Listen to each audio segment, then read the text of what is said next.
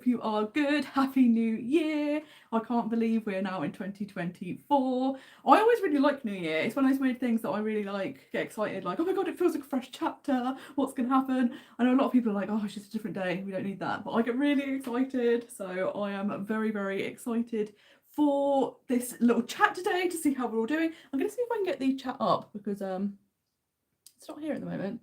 Let's have a look. Okay, let's see what's going on. But yeah, I hope you're all well. Happy New Year. Did you do anything yesterday? I didn't do anything. I had a relaxing evening. I actually wanted to go to bed before midnight because I was really tired, but all the fireworks were going off and one of my cats is very frightened of the fireworks. So I was like, we have to stay up. We have to keep the radio on. We've got to keep the telly loud. We've got to be prepared. So yeah, do let me know. I'm trying to find the live chat. I can't get it up at the moment. Let's have a look. Okay. Let's have a see. Which could be very unhelpful if we can't have a little chat because it's literally the whole point. But I wanted to also talk about this year, like plans for this year. What are your plans for this year? Plans for Most Magical Guides, plans for Disney trips. So lots of planning chat, which should be really, really fun. Obviously, we can chat a bit about Disneyland. That series starts very, very soon, which is very, very exciting. And yeah, if you can see the chat, let me know because I can't see the chat at the moment. So if you are posting anything, I'm very sorry because I'm not ignoring you. I just can't see the chat at the moment. The chat's not coming up. It's not working. So we'll try and work this out. Hi Mark, Happy New Year. Okay, the chat is live. This is good. How are you doing? Hi Victoria. Oh, it's so exciting to see you all. Hi Jill. Oh, it's so fun. But yeah, I hope you all had a great New Year's Eve. Does anyone else get stressed out? Because I always start the new year slightly irritated just because of the fireworks situation. And the cat's stressed out, I'm stressed out. So the very first few minutes of the new year, I'm always like, oh no, I can't cope. I can't cope. But I hope you've had a lovely New Year's Eve and a New Year's Day. It's sunny where I am. I'm hoping it's sunny where you are. That always feels nice in the winter. Good start to the new year. I have got some little notes about things to talk about. So if I'm looking down, it's because I've got a laptop. But has anyone got any New Year's resolutions? I always find this really interesting. Do we like New Year's resolutions? Do we stick to them? Do we not like them? I always like the idea of having maybe goals rather than resolutions and be like, okay, these are things I'd like to work towards this year. And I did see a lady the other day who was like, we tend to set goals that are like really serious topics, like I want to, you know, switch job, or I want to lose weight, or I want to do this, that and the other, and it's like things you have to put a lot of effort in, a lot of time. Whereas she was like, why are people not doing fun resolutions? And I was like, why are we not doing fun resolutions? So this year I've got like 52 pieces of paper for like little things for like solo dates, like fun things to go out and do, or activities, stuff like that. So each week I'm going to pick a little activity out for myself and just do something a bit different. So I think that'll be really, really fun. But if you have any resolutions, do let me know because it's always fun to hear what people want to do. Oh, thank you so much, Mark. That's so kind of you to say. And I'm so glad that by watching the videos, you got some tips and it made your trip more magical. And that was the thing. When I started the channel, I was like, if any of these things I've learned over the years can help anyone else, then that's perfect. And it's so nice when I get feedback and you hear that it has helped. And I think that's the thing, like Disney is so magical. It's always amazing. But obviously, like any holiday, there are certain things that if you know this, that and the other, it can enhance the trip, or, you know, like the shortcuts or the ways to like get on the rides quicker. So if you could share that and other people have an amazing experience, that's so much fun. So I'm so glad to hear that. And yes, Victoria, I think the 52 activities are so fun, and not all of them have been like super big ideas, but I was like, oh, it's just something different to do, something fun. So I think that should be really, really good. I want to do some more painting. I'd be very inspired. I did do like, just for fun, like watercolours. So I'll be very inspired by all of the amazing things you've been doing. So I'm like, oh, maybe I should do some more painting. That'll be really, really fun. But let me go and look at my little listy poos. Oh, okay, so obviously, first things first, does anyone have any Disney countdowns? That's always the most important thing. Is anyone going to Disney this year now? That's very exciting. As soon as you hit a new year, you can say, I'll go to Disney this year. And I think, well, I don't know, I think having a countdown, or even in mind, like I would like to visit at this point, makes you feel good. when you don't have any trips, even like planned in your mind, like in 2 years' time I'm going to go to Disney, it feels like so far away. But as soon as you have like some sort of rough idea in mind, you're like, okay, we're moving forward, we're getting closer, we're getting closer. I know quite a lot of people are going in January itself, which is very exciting. So I hope they have an amazing trip. I do love January because it's a quieter time of year. It can be quite cold, but if you pack layers, this is the time to go.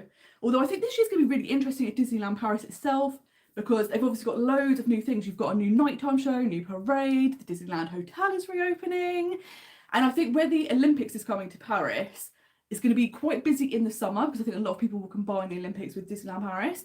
But the fact that they've got so many new things happening this year will be amazing. So it's a great idea to visit, because now there's going to be loads of new things to go and see. And then of course Frozen is coming. I think that's going to come next year. There's lots of rumours about what will the other land be. Is there going to be another land? Of course, it was supposed to be Galaxy's Edge. That looks like it's been shelved. There's a lot of rumours that it could be Lion King. I personally think that would be amazing. Whoa, Jill, I'm loving seeing your countdowns. 162 days to Disneyland Paris and 122 days to Canada. Amazing. Where are you going in Canada? I love it. I've only been to Toronto. I'd love to see more of Canada. It looks incredible. But having multiple holidays to look forward to is always the best. Oh yes, painting is so relaxing, and it's just like a creative outlet. And it's that thing of like, I'm like, I don't have to show anyone this. If it's no good, I could just keep it to myself. It's all good. But it's just a fun process. Yes, this is such a good question. Obviously, like you say, the copyright for Mickey Mouse, the very original Mickey Mouse animation, has now come out of copyright, so it's public domain, which I think will be really, really interesting, because Disney were trying to navigate, how do we do this? And they were like, there's nothing we can do. But of course, throughout the years, Mickey Mouse has evolved and changed. So if anyone's using Mickey Mouse and not the original kind of Steamboat Willie Mickey Mouse, they can still come for you. But I think it will be really interesting to see what happens, because obviously people are going to jump on this, I would imagine. It's like, you can now use Mickey Mouse. Anyone can use Mickey Mouse in imagery or their own animation, stuff like that. I think that would be really interesting. I think it will be a minefield for Disney, because how do you differentiate between what is theirs and what is other people's? Especially now, because people could do such high quality, high level. You'll get these amazing animations with like Steamboat Willie, Mickey Mouse in it, and people wouldn't necessarily realize it's not Disney. So I think that will be very interesting for them. Ooh, New Brunswick. That's very exciting that you're going to see family. I have never been to that part of Canada. That sounds really, really lovely. And it's always nice when you know people that live somewhere, because first of all, you get the local experience. So you get like all of the insider stuff. And it's just so nice when you live so far apart to get to catch up. So I hope you have an amazing trip. And Mark, it's very exciting. 152 days to Florida. Next level, like, it's the best, isn't it? And I always think when you get to the double digit countdown, so once you're past 99 days, it speeds up so quickly. So the fact that everyone's kind of within that maybe like 120, 160 day mark for trips is very exciting, because it's going to go so quickly. Hi Jess, this is a really, really great question of wanting to go to Disney, but wanting to do it in a way that's budget friendly and you could save money. And I would definitely recommend going in the off seasons. So if you can visit between kind of November and March, avoiding Christmas and New Year and school holidays, those could be really great times of year to visit Disney. They tend to be a bit quieter as well. And it's great if you're wanting to do something like Christmas. Because Christmas tends to start in November in the Disney parks, you can still get that Christmas experience, but you're not having to spend the big bucks at Christmas time itself. Much easier with crowds as well. I would also say shop around. So like I use Skyscanner to check for flights and see if Disney have any deals on. If you're going to like Orlando, they tend to have deals on for people from the UK. Disneyland Paris, I don't think they're going to have deals on because of this is the Olympic year. But I would say definitely try Skyscanner if you want to do flights, because they will let you know the airlines and the cheapest way to fly there. If you're going to stay at Disneyland Paris, sometimes staying at Disney itself can be cheaper because your park tickets are included in your hotel price. But it is worth checking if you stay off-site how much that would cost, and if you bought your tickets, especially this time of year, because people like attraction tickets have ticket sales. so you could get your tickets slightly cheaper. And a lot of the offsite hotels have shuttles to the park, stuff like that. So there are ways around it. So I hope you can find a good deal, because especially if you are going to book this time of year, because everyone has sales on, like even websites like Expedia, stuff like that, where you can book hotels and flights, and that could be a really great way of booking your like travel part and then buy your tickets separately. So that could be a really good option. But it's always exciting planning a Disney trip. So I hope you find some amazing deals.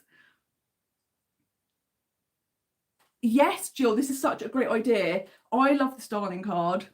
I'm a big fan. And like you say, what's really great about Starling is they have something called Spaces. So I have one for like Disneyland Paris, Disney World, and I put money into those. And then once they're in your little space, you can't spend that money, which is good because it's not coming out of your account. You're not accidentally spending. And you can also like set targets so you know how close you are to the target. And it's so, so helpful. And it's like whenever I have a little bit of extra money, pop it in there, and then I know I'm putting money towards a trip, which is so handy. And I'm someone who likes to create a budget for everything of the trip, because I think a lot of people book a trip and think, okay, we've booked the flights and the hotels and the park tickets, that's it. But I kind of look at everything, like the drinks, the food, do we want to buy any merchandise, stuff like that. And then you'll be able to know I've covered the entire holiday, and it's not a stress as you get closer to the holiday thinking, oh my god, when am I going to get this extra money from? So these spaces are so helpful. Yes, it's so true, Jill. It is like Monopoly money, because you're just like, it's in there, and like you just kind of don't see it. And then when it gets to the trip, you're like, oh my god, everything's already been paid for. Like it's been there, it's been sat in this account, it's perfect. So I love it so much. Oh, I'm so excited, Victoria. You're going back to Disneyland Paris in May. It's been so good. May is like a really nice time of year because the weather's better, the parks are open later, and it's still like not peak season. So it's like a good, like, sweet spot to visit. Yes, Mark, it's so interesting to hear when it comes to Florida, staying on site at Universal and then move to Disney. I did the reverse. So when I went last time, I was at Disney for 16 days and then went to Universal.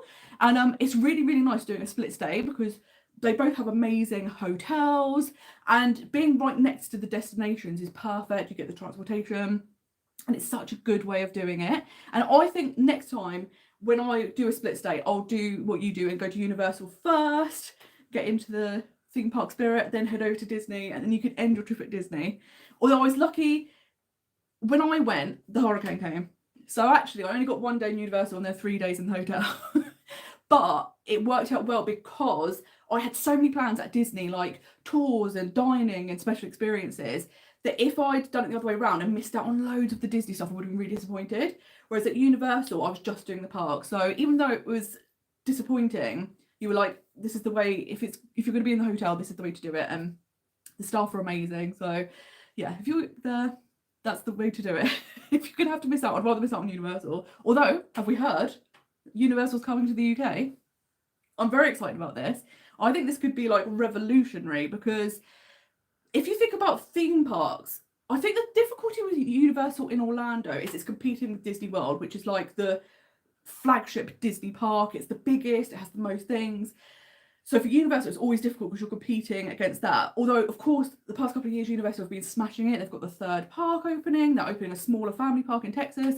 Now they're going to be opening this UK park. We don't know when, but it's coming. And I think it will really make UK theme parks step their game up. And I also think it will make Disneyland Paris improve things, because people will maybe combine Disneyland Paris and Universal, or they might go, we've done Disney before, let's go to Universal. So Disney will want people to still visit them. So I think it could be very interesting. Like, I can't wait.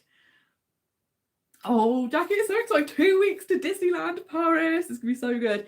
32 days till Disneyland in California, and then 252 days until Disney World. What a year! To get to go to 3 parks in a year is so, so excellent. I'm so excited for you, because I'm very excited for you going to Disneyland, because I can't wait to hear what you think of it, because I was absolutely blown away. I can't even tell you how obsessed I am. I think Disneyland Park itself in California is the best Disney park I've ever been to.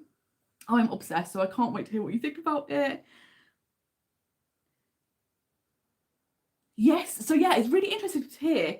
As Jill was saying, a lot of people are doing split stays, And I think that's really interesting. And I've actually never stayed in a villa, so it's interesting to hear what your experiences have been like, Jill, in a villa, because I think that's a really great, if you're going with a lot of people, that's such a good option, and you just get to relax. The fact that most of them have a pool, and it seems like a more relaxed holiday, because sometimes in a hotel, if there's a lot of you, it's just not feasible. So like a villa is the way forward. But Jackie, it's perfect. Yes, it's supposed to be this Universal Park in Bedford. The fact it's a 40-minute drive away would be amazing. I've seen they've already been getting licenses for Halloween Horror Nights in the UK. And I'm like, oh my gosh, can we only imagine? And yeah, and I think that's the thing. I think healthy competition can be good. And I think it would mean Disneyland Paris would be like, okay, we've really got to ramp things up now.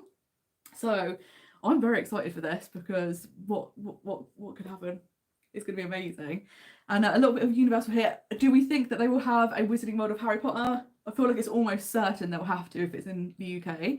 And that's my favourite part of Universal. In fact, I don't go to Universal every time I go to Florida, but the thing that always brings me back is the Wizarding World. So I'm like, they have to have it here. They have to, because otherwise, how are we going to cope? But I've had some really good questions. So I thought I'd dive into some of the questions I had from Instagram. And first up, some questions about Disneyland. Now, I'm very excited. The Disneyland series is starting very soon. On Wednesday, we have a haul video, so you can see everything I bought. Disappointingly for me, even though I was there for 6 days, I didn't have enough time to fit everything in, and I didn't do loads of shopping, which is unheard of. I mean, that's a lie. I got things, but what I mean is I didn't go in a lot of shops. So I can't wait to show you what I did buy, because it was great. I love, there was so much unique merch to this park, so I'm very excited for that. And then the week afterwards, it will be a packing video, what to pack to go to California in the winter, and then the series starts. I'm so excited. I've already had the actual first day in Disneyland up on my Patreon, so that's been very exciting. I've already been able to share that, but I can't wait for you to see the series. Like, I can't tell you how good this trip was. I was so blown away, and I got to do some incredible things. Like, I got to do the Walt's apartment tour, which was literally incredible. I also got to meet up with some of you guys, which was fantastic, and I had like the best day. I did a dessert party, so there's so much coming, and I'm just obsessed with it. It was such an amazing Disney park, and I can't get over how jam-packed. Obviously, you've got 2 parks there, but the Disneyland park itself is so jam-packed. I've never been to a park with so many things, and I was just completely blown away. And even though I was there for 6 days, I could have been there much longer. Like, I definitely could have stayed for forever. It's so good. Happy New Year, Jamie. How are you doing? I hope you've had a good New Year's Eve. I was going to say Christmas Eve. I'm living in the past. I still don't know what the day is. I'm like, where are we? It's nuts. Yes, it's really nice actually, Jess. I think when you've had like a gap between visiting, it's amazing, because the Disney parks always have so much new stuff being added, and then you're like, this wasn't here before, and they're always evolving, so it's quite nice when you have a big gap. And I would say, like, anyone that is thinking of visiting a Disney park, now's a good time of year just to get an idea of prices, because I did this time last year. I was thinking, how much does it cost to go to Disneyland in California? And then luckily for me, all the sales were on, so I got an unbelievable deal on my flights. I got loads of money off of the hotel. I think I saved over £1,500 by booking in the January sale. And it's one of those things that I wasn't planning on going. I thought I'll just get a rough idea, and then the prices were right, and I was like, okay, I'm going this year. It's happening. It's so good. But one of the questions from Danny was, what was my favourite food in Disneyland? And I have to say, the food was incredible overall. It was so fresh, so good, such unique, interesting types of food. It wasn't just like burgers, hot dogs, typical theme park food. It was so good. But of course, something everyone talks about is the Ronto-less roaster from Ronto Roasters. So even though you've got Galaxy's Edge in Disney World and Disneyland, the food in Ronto Roasters is different. The Ronto-less wrap is the best thing I think I've ever had at Disney. It is unbelievable. It was so tasty. It's like a little bit spicy, but I was like, I ate one and I was like, I'm not going to because it's greedy, but I could immediately eat another one because it was so good. And I had incredible Mexican food. There's a place called Rancho del Zocalo, And I actually remember I went to Disneyland when I was 18 for one day, and we ate there. And I remember being like, this is the best Mexican food I've ever had. And how's that possible? Because it's a theme park. And I was like so excited to go back, and it was so good. And I had some cauliflower tacos, and again, like, they had a nice amount of spice. They were just so flavorful. Like, your mouth was watering just for how much flavor there was. And they also have these cinnamon crisps.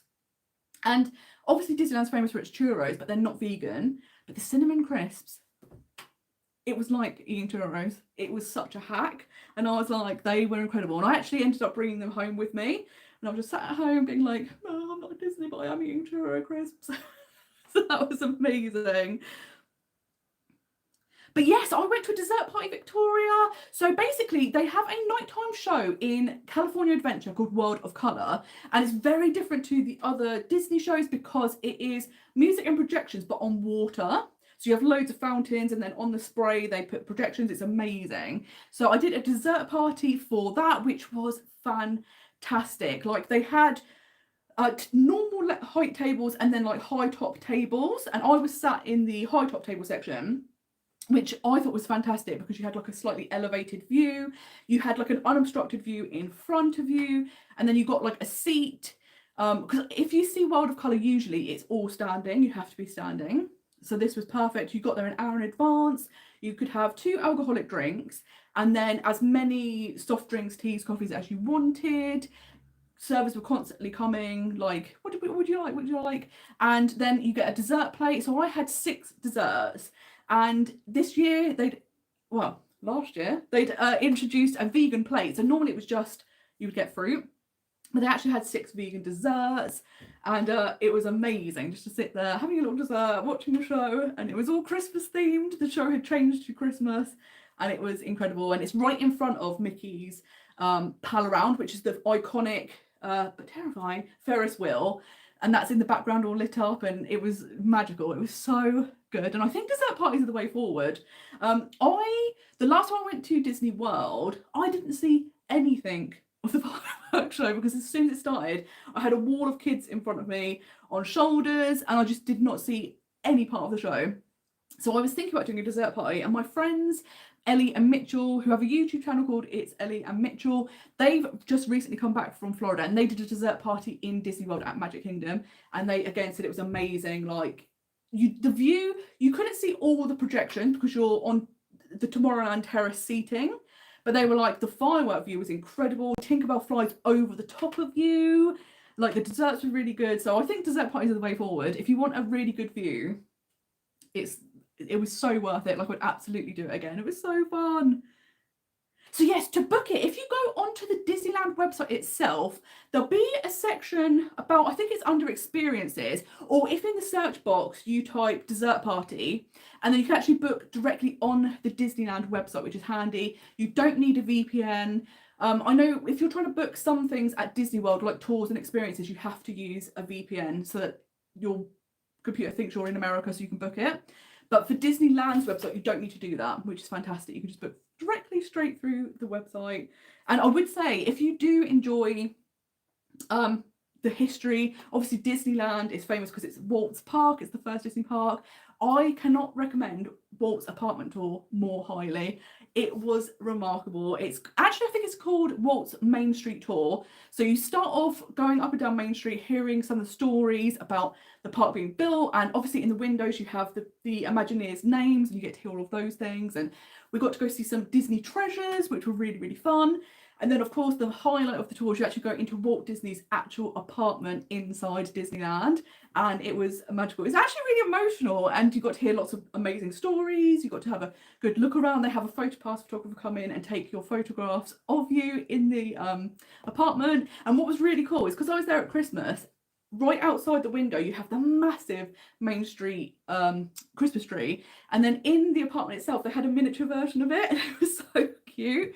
Afterwards you get to go out on the patio, and we were out there. You get snacks and drinks, and below us the Dapper Dans were singing Christmas songs, and I was like, this is perfection. This could not be any better. So if you like the history or you're a fan of Walt Disney, that is such an amazing tour to take, because it was wonderful. And it's small groups as well. I think there was maybe 7 of us, so it's a very small group, so that was lovely. Ooh, so my next Disney trip is actually going to be Disneyland Paris in March, and it's very exciting because I'm going with Peter again. So this trip we actually booked like December 2022, so it's been a long time coming. And then our September trip was actually more of a surprise trip. So I can't wait to go. We've been waiting for this trip for a very, very long time. We're going to be there for 4 days, which is going to be fantastic. And I think we're going to be able to experience some of the new things like the new nighttime show.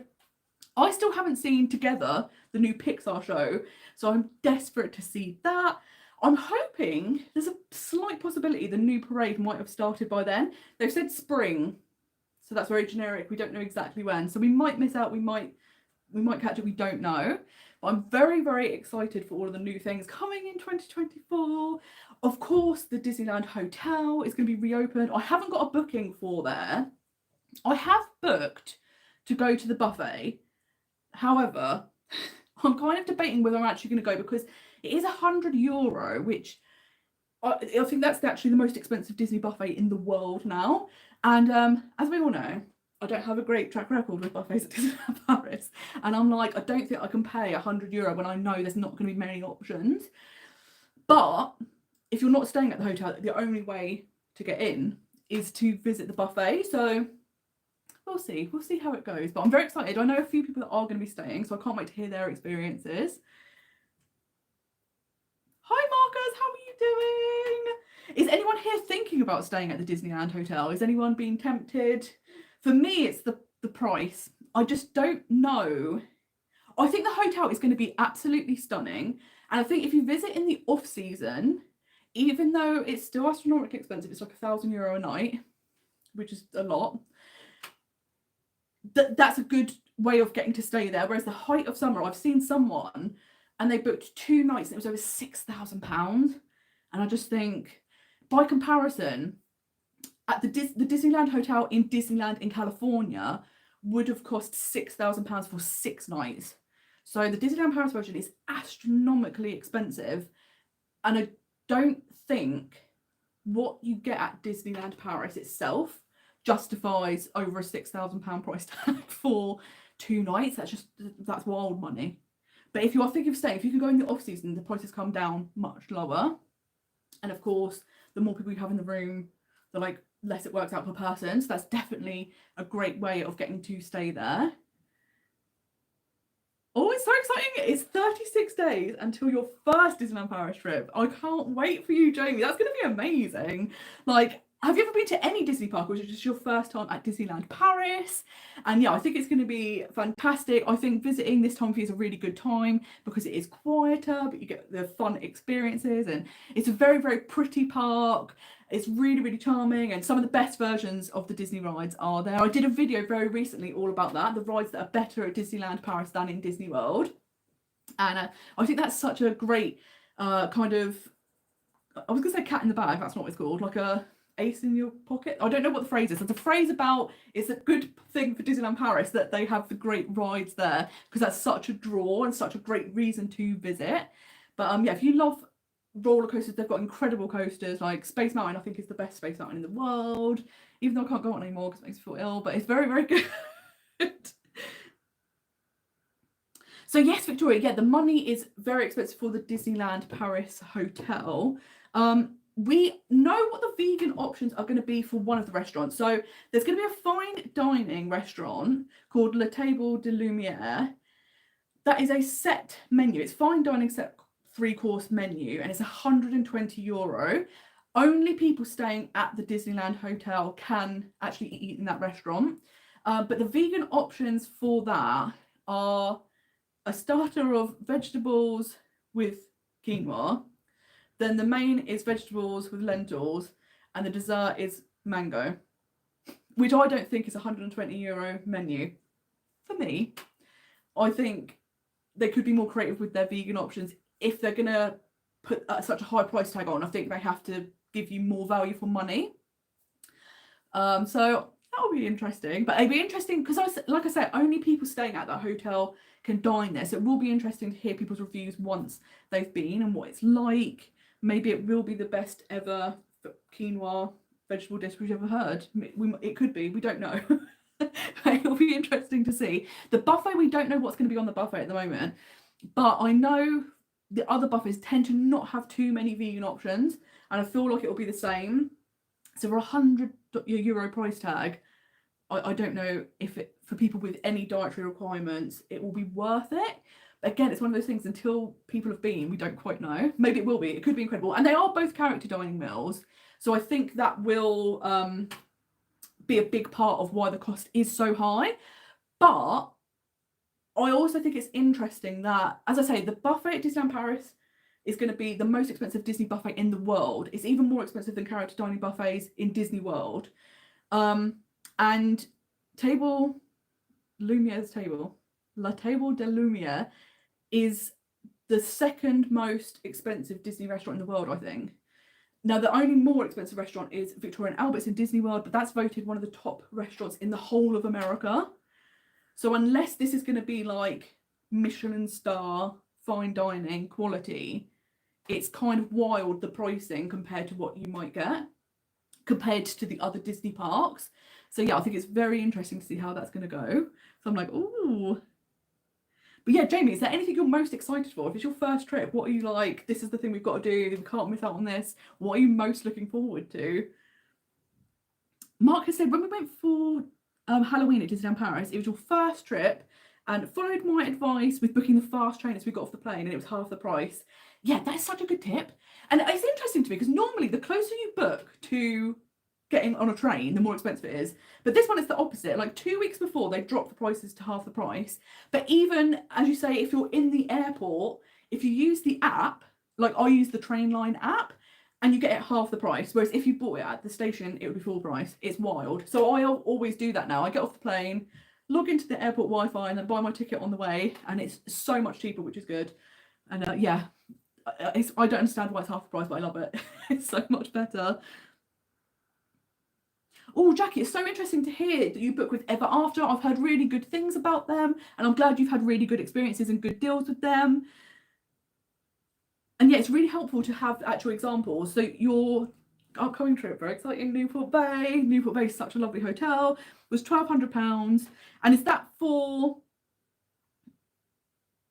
Oh, wow. So right there. So you were looking at booking Newport Bay and it was £1,200, but booking with Ever After, it was £600, including the flight, which is mad because it's half the price, but you're also getting your flights. So that's fantastic. So yeah, I love it when you can get a good deal, and it is just shopping around, isn't it? And I always think sometimes it can be a temptation to book with like a big travel agency or someone because you know them and they're familiar, but sometimes looking around you get such better prices. And I know the past couple of years, like especially since the pandemic, I've been doing a lot of DIY trips where I book like the park tickets and the hotel as a package, and then flights and everything else separately, just because you tend to get a bit more flexibility.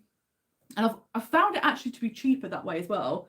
So it's really helpful to hear of a travel agency which do have really competitive prices. Yes, Jamie, getting to see the castle. I love that moment when you walk in and then you come onto Main Street and you see the castle. It is incredible, and it's such a stunning castle.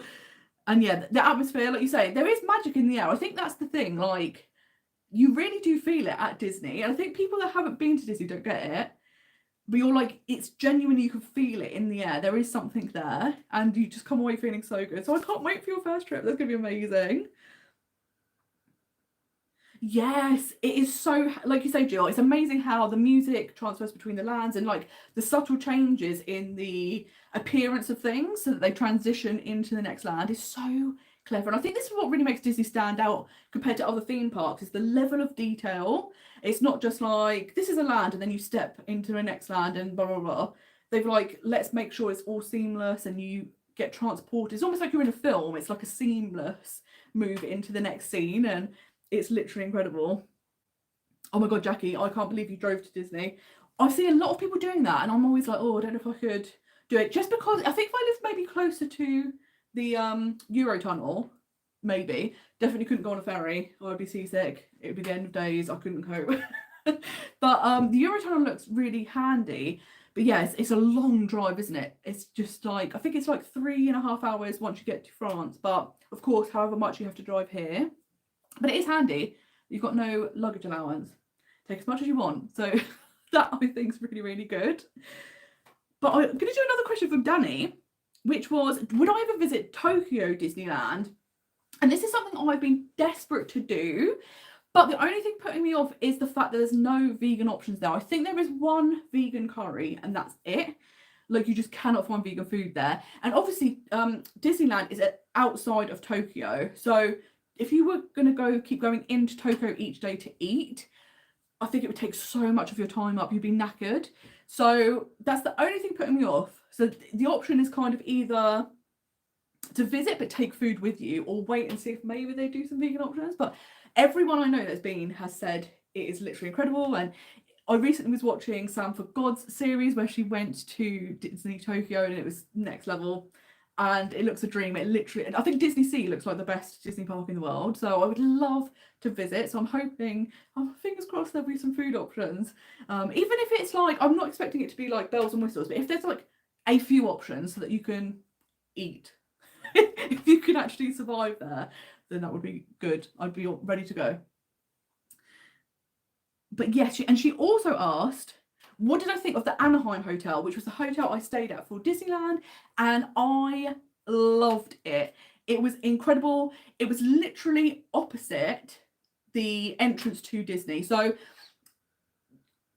when you get to Disneyland itself, there's like a little walkway that you walk up. On one side you have Disneyland, then you have California Adventure, and in front you have Disney, like downtown Disney. And my hotel was on the other side of the road and one block over, so it was like a 5-minute walk, which was fantastic. So handy. I could actually see Guardians of the Galaxy. Is that what it's called? Yeah. Why have I suddenly forgotten how to speak? Because I'm thinking it's not Tower of Terror. It's definitely Guardians of the Galaxy. But it's not Cosmic Rewind. It's Mission Breakout. The big tower. You could see it from the hotel. It was literally opposite you. You were like, this is fantastic. The fireworks you could see from the hotel. If you were to go to like the swimming pool area, you could see them all in the sky. It was fantastic. But the staff were next level. Everyone was so friendly, like, and not just like polite and nice. They were like above and beyond. And I had the most amazing concierge. Every single day I would see him. We'd have like a little chat while I was going to the park, and he just made me feel so welcome. The price was also really, really good. I paid £940 for 6 nights. And like I say, by comparison, to stay at a Disney hotel, the cheapest I could have got, it was over £6,000. So you save a hell of a lot of money if you stay off site. And the Disneyland hotels at Disneyland, there's 3 of them. There's also a new like DVC building that I think you could rent points to stay at. But the only benefit you get is 30 minutes early entry. That's the only benefit. They're actually, you still have to like walk to the parks. It's not like you're really, really close. There are only a limited number of hotels, and they are all deluxe hotels, which is why they're so expensive. But I would say if you're visiting, the thing that's interesting is Disneyland is literally right in the heart of Anaheim. It's like in the city. So around it are hundreds and hundreds of hotels. So you can get really great prices for your hotels. So definitely look around. And then they have like whatever you're looking for. If you're looking for like a 2 or 3 bedroom apartment hotel, they'll have ones like whatever you're looking for. They will have. I had originally booked a motel. It was a bit further away, so I would have had to have got like a bus, or it would have like been like a 20-25 minute walk. And that was just over £500 for 6 nights. So you can get really, really good prices in Anaheim. But I would really go back to the Anaheim hotel. And I loved, it was one of the first hotels in Anaheim itself, which was built specifically because Disney was coming. And they've kind of kept it as it was, but they've made it like, you know, like the cool retro where things look really sleek now. And so they've updated it so it's like the modern retro look. And I absolutely loved it. It was so good. And all the hotel rooms had either a balcony or a patio. So you had outdoor space as well. And it was amazing. And just being that close to the park was fantastic. And it meant in the daytime I could go back. I'd have like a 2-hour break in the afternoon, then hop back to the parks. And it was so handy. It was so good. Especially because Disneyland, the parks are open much longer. Disneyland Park itself was open from 8 a.m. in the morning till midnight every single day. And DCA was 8 a.m. till 10 p.m. So the parks were open so long. So having that little afternoon break was fantastic, because then you were ready for the evening, which was good. Yes, you are so right, Jill. American hospitality is the best. Like, and I can't get over, every time I go, I'm blown away by how friendly American people are. and they just are so nice and they make you feel so welcome. I remember I arrived at the hotel, the staff were being amazing, and then there was a man checking in and he heard I was English, and he was saying his son was studying in England and they just spent a few weeks travelling around England whilst visiting him. And then as I went to leave, he was like, "Welcome to America."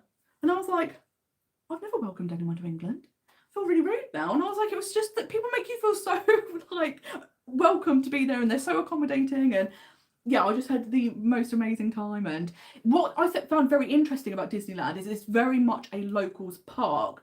Whilst I was there, I met a lady from New Zealand, and I heard a family from Australia, and that was the only foreign accents I heard. It's very much Californians or people from surrounding states that visit Disneyland. There's very, very few foreign tourists, which is really, really interesting. But I think it gives it such a different vibe. It is very, very relaxed there. You don't need to do hardly any planning compared to somewhere like Disney World. And yeah, I was like, it's such a different vibe, but it's so nice. And it being a locals park, you definitely feel that difference. And then you felt like quite like a novelty, because people were like, "Oh my God, you've come really, really far." Although that being said, my flight out there was 10 hours, 15 minutes. And I was chatting to a lady in a queue, and she was from Utah. And that's like a state over. And she was like, "Oh, it wasn't that far for us. It's only a 10-hour drive." And I was like, "It only took me 10 hours to fly here." And I was like, 10 hours is a very long drive. But I suppose America's so vast that 10 hours isn't that big a deal. But it was, yeah, you were a complete novelty, because people were like, "Oh, you're from England and you've got an accent," and it's so exciting. And yeah, I loved it. I can't, if anyone ever has the opportunity to go, definitely go, because I think a lot of people, we think of going to Disney World, and I think it is easier to book Disney World because of course you can get packages either with Disney themselves or with travel agencies, stuff like that.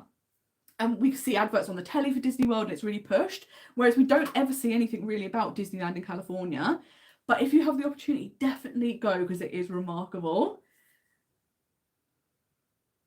Oh, Mark has got a good tip about the Swan and Dolphin hotels at Disney World being a hidden gem. And you are so right. They are deluxe resorts, but they're more affordable than the Disney resorts. The location, as you say, is fantastic because you are in between Epcot and Hollywood Studios. Like, there's such a like hidden gem. And interestingly, Ellie and Mitchell have been talking about possibly staying at them, because they're, again, hotels that you don't hear people really talk about, but they're a great way to stay at a deluxe resort for a cheaper price and in an amazing location. You still get the same benefits as staying at a Disney deluxe resort. So Mark, that's such a top tip, because yeah, I think we're kind of all like missing out on them. And have you ever stayed in them? What are they like to stay in? They look really impressive, and as the dining looks really good as well, actually. So I'm hoping that it's all perfect, because it looks great. So yes, Jill, I didn't go to Universal Hollywood. I did think about going, but basically it would be at least an hour's drive each way, possibly more depending on the traffic. And it would cost over $100 each way. So it would be a minimum $200 to get there. And I was thinking, gosh, that's such a lot of money and time.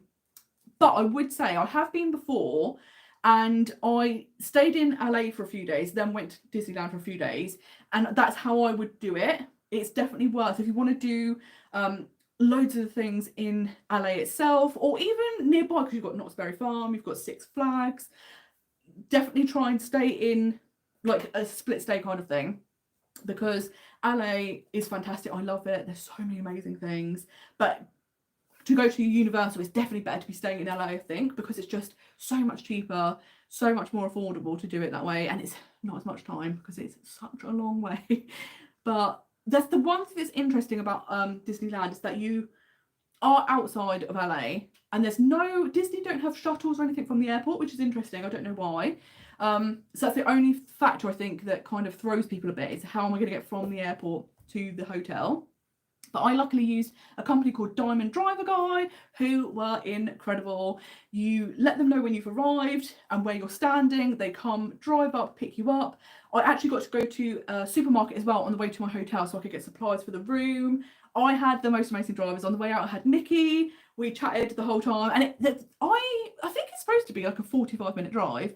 I felt like it took like 5 minutes, because we were just chatting so much that the time went so quickly, and I was like, oh, I don't want to leave. I want to stay chatting with Nikki. And then on the way back, I had Adrian, who actually owns the company, And he was incredible. It was so much fun. He had drinks, he had snacks, he had whatever music I wanted going on. We had like the best chat, and it was great. It was so comfortable. When I get really stressed out about having to take taxis and stuff because I get motion sick, and that was always my biggest thing. Like, oh my gosh, I really don't want to have to get a taxi because it's like a 45 minutes drive. It's not like a 5-minute drive.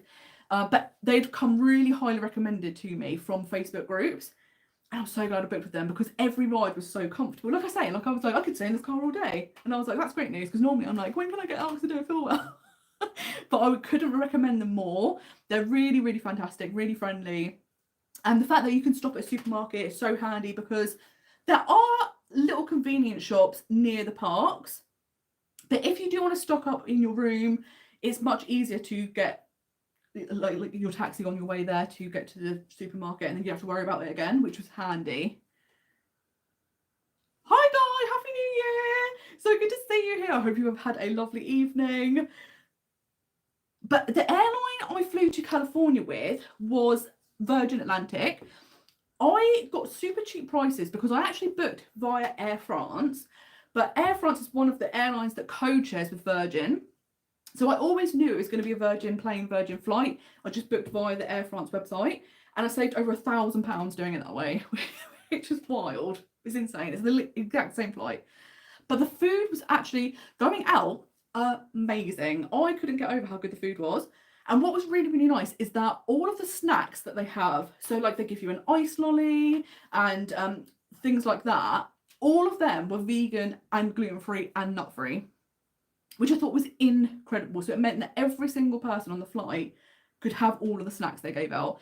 And then I'd pre-ordered vegan meals, and I have to say they were so good. Like, I was so impressed. I actually liked the food this flight in economy than I did when I flew upper class with Virgin last time, which I was like, this is amazing. Coming back, the food wasn't as good, but I know that tends to be the case because the American, obviously that side you're getting loaded with the American food, and the flights back are never as good. Luckily, because it's overnight, you're not really eating. But I think for breakfast it was like a a chia seed bowl with some fruit and a muffin, and it was fine, but it was not the best thing. But going out, incredible. It was so good. And the flight over to LA itself was really comfortable. I was really worried about what's it going to be like because it's a very, very long flight. But I have to say the plane that we went out on was quite a new plane. The seats were really, really comfortable. You had lots of space. You had like a really big TV screen, even though it was economy, loads of entertainment, and it went much quicker than I anticipated it. Because I was thinking, oh my God, you're going to be like twiddling your thumbs. And like Florida, I'm like, I feel like that's like my limit normally. I'm like, towards the end of that flight, I'm like, okay, can we get off now? So of course, you've got many more hours after that with LA, but going over, I was like, this is fantastic. Coming back, I have to say it was a different plane. So the seats weren't as comfortable to sit in. Luckily, it was an overnight flight, so you tried to sleep. I can't really sleep on planes, so I was like trying to doze off on and off. But again, it didn't feel like, I thought it was going to be like, oh, I need to get off this plane, I can't be here anymore. And I never felt like that, which is good. So I definitely feel like airlines now do a lot more to make flights more comfortable. And I managed to watch loads of films. What I do overnight is, because I'm like, I'll just try and sleep. On the music section, they have like white noise. So it's like rain noises or like the beach or something. And I'll just put that on so that I can't hear anyone else on the plane. But because it's not got like lyrics or like something like there's a loud bang from a drum or something, I find it helps you sleep. So I'm like, I'm glad that they have those because that's really, really handy. Yeah, so Victoria, I love it. All of the food questions are very, very welcome. And yeah, it's like, I'm very hungry, so I need to be thinking about the food. But yeah, the food in Disneyland itself, though, is next level. It's delicious. It's so fresh. It's remarkable. I couldn't get over it. And I was just like, and also much cheaper. Like all of the mains are between, I would say, 10 to 12 dollars. Some of them maybe a little bit more, maybe $14. But the food's so much more affordable, and the portion sizes were perfect. And I know it's a weird thing to pick up on, but I was like, it wasn't too much food, and you were like, oh, I feel so full, and like I don't want to go any rides. But then they were like big enough that you were like full. So I was like, they've got this down to a T, it's perfect. And there was so much variety of different types of cuisine and stuff like that. So I was blown away. So yeah, I'm like, we need all the California food here, please, because it was amazing. And I've had some amazing questions from Jackie, so I'm going to answer them. Even though I've messaged you, I'm going to answer them here because I think they're going to be really handy. Because interestingly, some of the questions you'd ask, other people had contacted me about as well. So I was like, these are definitely questions people want to know the answers to. And one of them is about the magical shuttle at Disneyland Paris. So if you're going from the airport, both Charles de Gaulle and Orly, you can get the magical shuttle, which is a Disney provided coach, which will take you to the Disney hotels and some partner hotels. So if you are staying offsite, definitely still check because they might go to your hotel. What's really handy is the fact that, you know, it's a Disney provided service. So you just get on and you're going to be taken to the entrance of your hotel. The downside is that it can take a little while because obviously they stop at other hotels. So depending on where on the route your hotel is, sometimes you might have to wait a little bit while you drop other people off. But apart from that, I think it's really, really handy. The only downside I would say is it's a very long walk from the terminal that the UK flights tend to arrive in. I'm normally in 2B, I think, or 2D. And the walk is about a 30-minute walk. It's so far. And what's interesting is when you arrive, you don't really notice it as much because you're just trying to look out, where am I? Where is it? But when you get back, like, I think people don't realise and they don't take into account that if the bus takes an hour and a half to get back to the airport, you're still going to have a half an hour walk to get to like security. So really you need to give extra time. And it's like being on the Titanic. Like everyone's like racing, and there was literally a little lady, she was like an elderly lady, and she was going, how far is it? How much further? And everyone was like, we don't have time. It's every man for himself. And I was just like, it was chaos. So definitely factor in this 30-minute walk because you don't want to be rushing and panicking about missing your flight just because it's very, very far away. But I would say the magical shuttle is one of the cheapest ways to get from the airport to the hotel. It's about €24 per person. I think that's each way.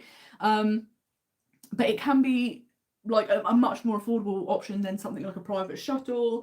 But of course you've got the 30-minute walk and it might take a little bit longer because you drop off at other hotels. But I think it's definitely a helpful service. I've used it a few times. I've always found it really comfortable, really good.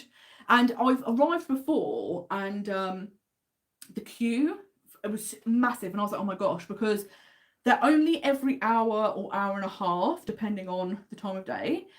And I was thinking, oh my God, I'm not going to get on this and I'm going to have to wait like another hour. But luckily they kind of, I think they know what flights are landing and where people tend to come from to go to Disneyland Paris. So that one got full and then immediately another one turned up. So that's really, really good. It's not like you're going to be stranded and have to wait hours and hours and hours to get on. Ooh. But yes, I've got another question about, so how long will it take to get to the Newport Bay Hotel? Now, I think the Newport Bay Hotel is one of the last stops on the bus. So I would say it could take between like an hour and a half, depending on how many hotels they stop at. So I've been before on the Magical Shuttle and they've just gone straight to Disney hotels. And they tend to do it in the order that they are on the road. So the value hotels tend to get dropped off first just because of where they are. And the Newport Bay, I think, is one of the last ones. So it could take a little bit longer. If they then also drop off at the offsite hotels, they drop off to the offsite hotels first. So again, that could add a little bit more time. But I would say probably between like an hour and a half to get to Newport Bay, depending on where they stop at. And on the way home, again, I think they pick up in the same order. So I think they pick up at the value resorts first. So then you are actually one of the last people to be picked up, but that means obviously you'll spend less time on the bus travelling, which is handy. But they recommend doing at least 3.5 hours before your flight, and that's just for traffic, the really long walk and stuff like that. And I would say if your flight is at 5 o'clock, but the bus is only like 4 hours, not 3.5 hours, I'd get that bus. I wouldn't risk it and get on a 3-hour bus. I'd definitely go earlier just to be safe. But what I would say is if you're only getting the Magical Shuttle one way, a really good option on the way back is the train, because the train only takes 10 minutes. Because you'll know what time you'll want to leave Disneyland Paris to get to the airport. It's really easy to pre-book that, but like I say, wait until 2 weeks before you go, because that's when they drop the prices for the train. But I really like that the train is just a 10-minute journey. It's so quick, so simple. So if that is an option, sometimes doing the magical shuttle one way and then the train on the way back is really handy, because the magical shuttle you pay for each way. They don't do like a package where it's cheaper if you book both journeys. So you've got total flexibility in mixing and matching however you fancy. And yeah, how long to get through the security at the airport, I think, is a really good question, because I don't know if I've just got unbelievably good luck, but whenever I've been in France, I have literally walked up and it's like a few minutes to get through security, and that's when I arrive and when I go back.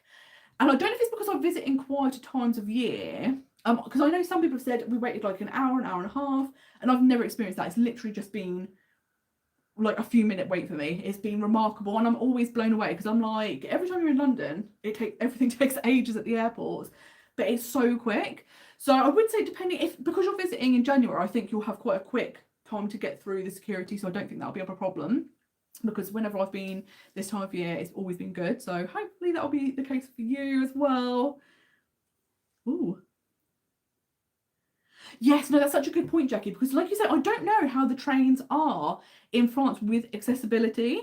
And I think that's something that, you know, because I don't have to consider that, you don't really know the information. And I think this year I'm going to try and get more information about disability access, because I think it's just so helpful to know in general, and also to hear other people's experience of what it's like visiting Disneyland Paris if you've got a mobility scooter, or if you need to use the changing rooms or stuff like that, because I've been speaking to a few people and it's such a different world, and it's so interesting to hear, and like the things that are done really well, the things that could be improved, stuff like that. Like, I had no idea. I was speaking to someone recently who's booked to stay at the Disneyland hotel, and they have accessible rooms, and they were saying that some of the other hotels do not have accessible rooms. I think they said the Valley Resorts do, I think even the Sequoia Lodge, but I think like some of the other hotels aren't so accessible. And I was like, oh, that's really interesting, because I had no idea. I just presumed that all the hotels would be super accessible. So it's really interesting to hear people's experiences, because it's something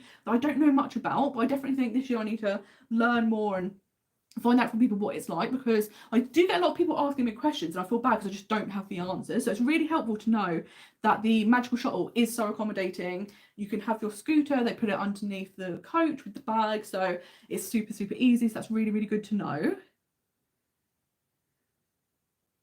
So Jamie, this is a good question. How long to leave it before your flight when you go back home? So I normally give myself 2.5 hours, and I normally get the train. So I spend like probably like the 30 minutes getting to the train station, getting on the train and getting to the airport. And then I've given myself 2 hours to go through the security and get to the gate. The thing that's great is once you get to the security point, the terminal that I always fly from, which I think is where all of the UK flights fly from, you just go down an escalator. There's a little duty-free shop, then there's a handful of shops and kind of like cafes, places like that, and then there's the gates. So it's not like a million-mile walk once you get through the security. It's really quite compact, which is really good. And yeah, so I really like that about Charles de Gaulle. It's not like you're walking endlessly, or it's like once you go through security, it's like a 20-30 minute walk to the gate, which you can sometimes get at like UK airports, and I'm like, oh, it's so far. But yeah, so you don't need tons and tons of time. I would say though, if you do have a case that needs to be dropped off to be put into the bottom of the plane, give yourself extra time, because sometimes those queues can take a while.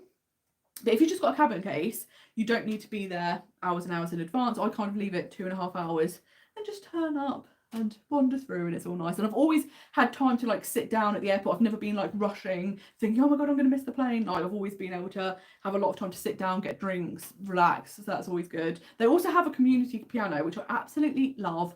And every time I go, I've been lucky that there's been someone that knows how to play piano and they've turned up and they've played for everyone, and it's been amazing. And everyone claps them, and it just feels such a lovely moment. It's a community spirit. We're all getting on a plane together and we've been entertained. So that's really nice.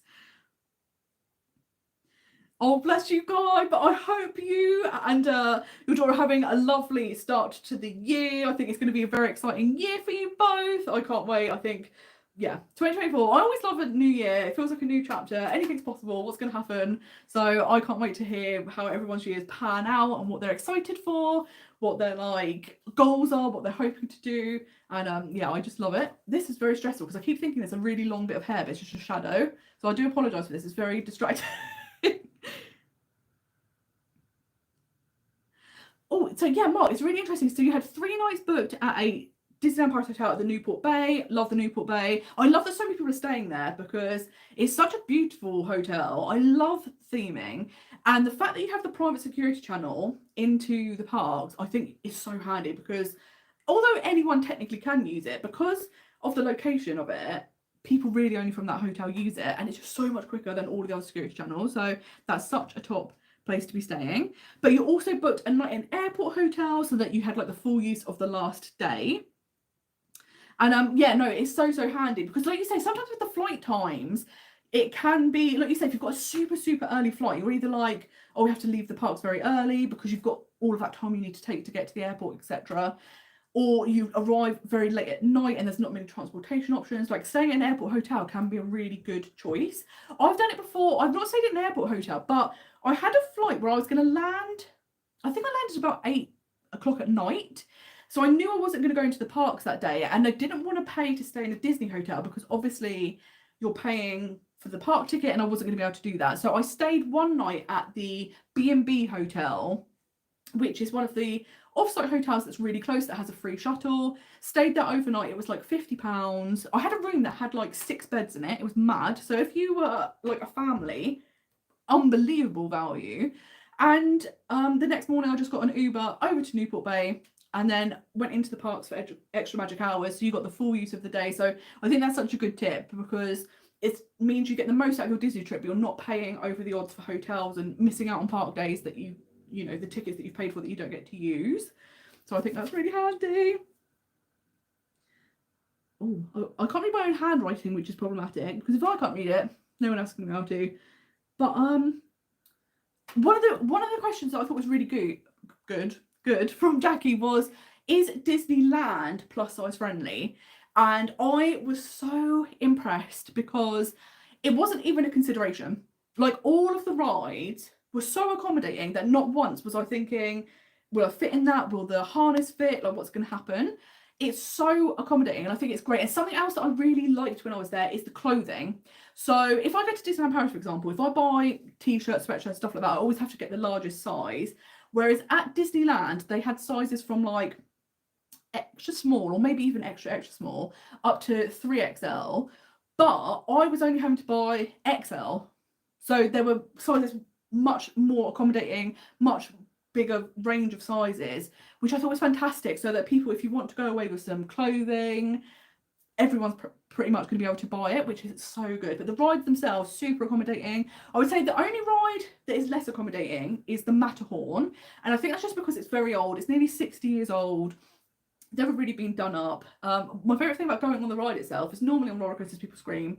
On the Matterhorn people go, oh no, because they throw you about and older bodies are just like, we can't cope with this, we can't survive.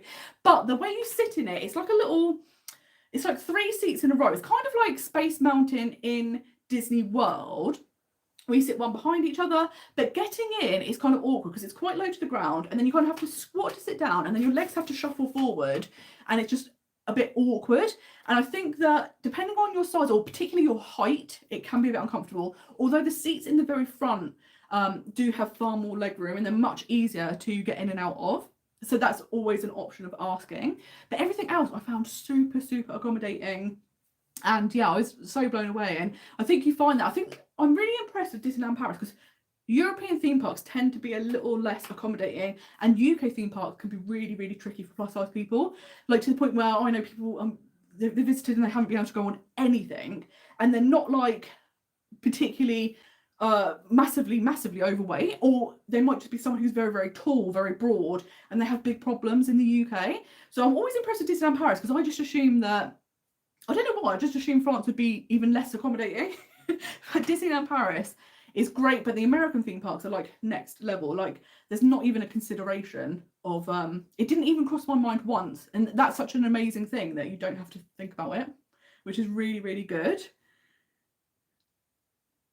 Yes, I'm so glad that you also thought the B&B hotel was great value, and I thought it was like really comfortable, it was like really modern. I was so impressed with it. I would absolutely stay there again. The free shuttle was so handy, and I think I did like an experiment to kind of be like, oh, how much would it cost if you went to one of those offsite hotels? Because I've also stayed at Campanile, and I think it was like €8 to get an Uber from there to the park. So it's one of those things that if the bus you just feel like, oh, it's going to take too long or it might be too busy, you know, it's also not very expensive if you do decide one day to hop into an Uber.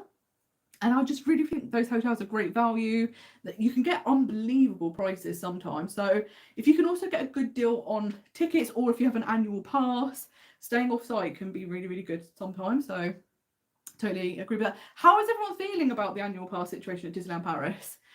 I think it's interesting. I don't know anyone that's renewing. That's a lie. I do know, I think 2 people that are going to renew, but literally everyone else, I don't know anyone that's getting the new Disneyland pass. I actually think it's been interesting to see the past couple of months, because I think it was in August is when they opened it up for anyone to buy, because originally the Disneyland pass could only be bought by people who had an annual pass that wanted to change to the Disneyland pass. Then they opened it up to anyone, and I feel like there's been less sales than they were anticipating, because some of the benefits they took away, they've started to add back. I know a lot of people aren't renewing. I think they intentionally are trying to stop people outside of France buying, but not having as many benefits. I think that's partly because it is the Olympic year, so I think they're going to be having a lot of people visiting Disneyland Paris this year, so they're kind of wanting to have space for those people to visit. But what are we thinking? It's about €200 more, and about 90% of the benefits have been taken away. Is it still something you would consider? Does it work with the way you visit? I think if you stay off-site and you only ever stay off-site, it can still be a good option if you visit multiple times a year. But if you like staying in a Disneyland hotel itself, it's not worth it anymore. But what are your thoughts? Would you be buying it? Yeah, you didn't renew either, Jill. Yes, I think that's the thing, isn't it? I think for me, the hotel thing was a big thing, because the fact that you couldn't get any discount anymore, and it's like, I like to stay at the Disney hotels, and if I'm going to be visiting multiple times a year, I want to at least some of the visit be in a Disney hotel. So that was kind of like a real downside for me, because I was like, oh, like that's not great. And also I did the maths where I worked out, because if you go on a website like Expedia, you can actually book Disney hotels on there, and you can book them room only, which is great if you have an annual pass, or you can add the tickets. But when you see how much the tickets cost to be added, it was about £30. So I'm like, there's literally no point. You will never, if the annual pass is €800, you're never ever going to be able to make that money back, because they add the tickets for the park so cheaply onto their own room packages. So I was like, no, I'm not going to renew, because it's not for me, you know. And yet, Jill, I think you're so right. You'd rather go to Disney World every 4 years instead. And I think that's true, because I think the amount of money you end up spending at Disneyland Paris, particularly now a lot of the other benefits have gone, if you took a few of those trips out, you could absolutely put that money towards Disney World and then have that experience. And of course, Disney World, you visit for much longer. You've got 6 parks, like you've got the whole thing. So it totally makes sense. And I think a lot of people are going with that mentality of like, I'll go to Disneyland Paris less and the other parks more. So it'd be interesting to see how this plays out, because I feel like it might have been short-term thinking and long-term I don't think it's going to work out well. But because I can't see them going, I think even if they bring back more benefits, I think the prices are still going to stay high and go higher and higher and higher. And I don't know if people want to sign up for that. So it'll be interesting to see, particularly if Universal turns up. I mean, obviously, that will take many, many years to build. It's not going to be coming anytime soon. But like I say, it will have to make Disneyland Paris more competitive, because at the moment, like, it is like the #1 theme park in Europe. It's the place loads of people want to visit. So they can kind of almost get away with doing whatever they want.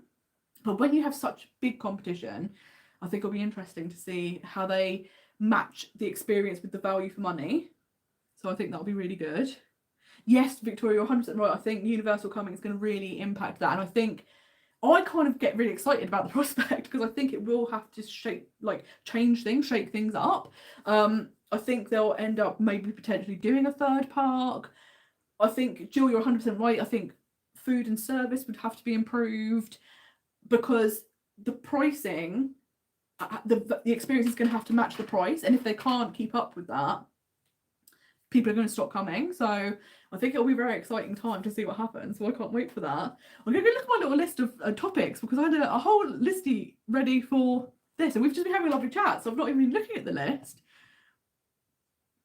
But yes, so my trips for this year, I should have said. So we've discussed I'm going in March, 4 days. We're staying at the Cheyenne again. It's me and Peter, which I'm very excited about. I think it's going to be so good. I'm going to be able to do some of the things that are new, like the nighttime show. I'm so excited that they're having drones in Disneyland Park as well. I think it's going to be so good. So I cannot wait to see that.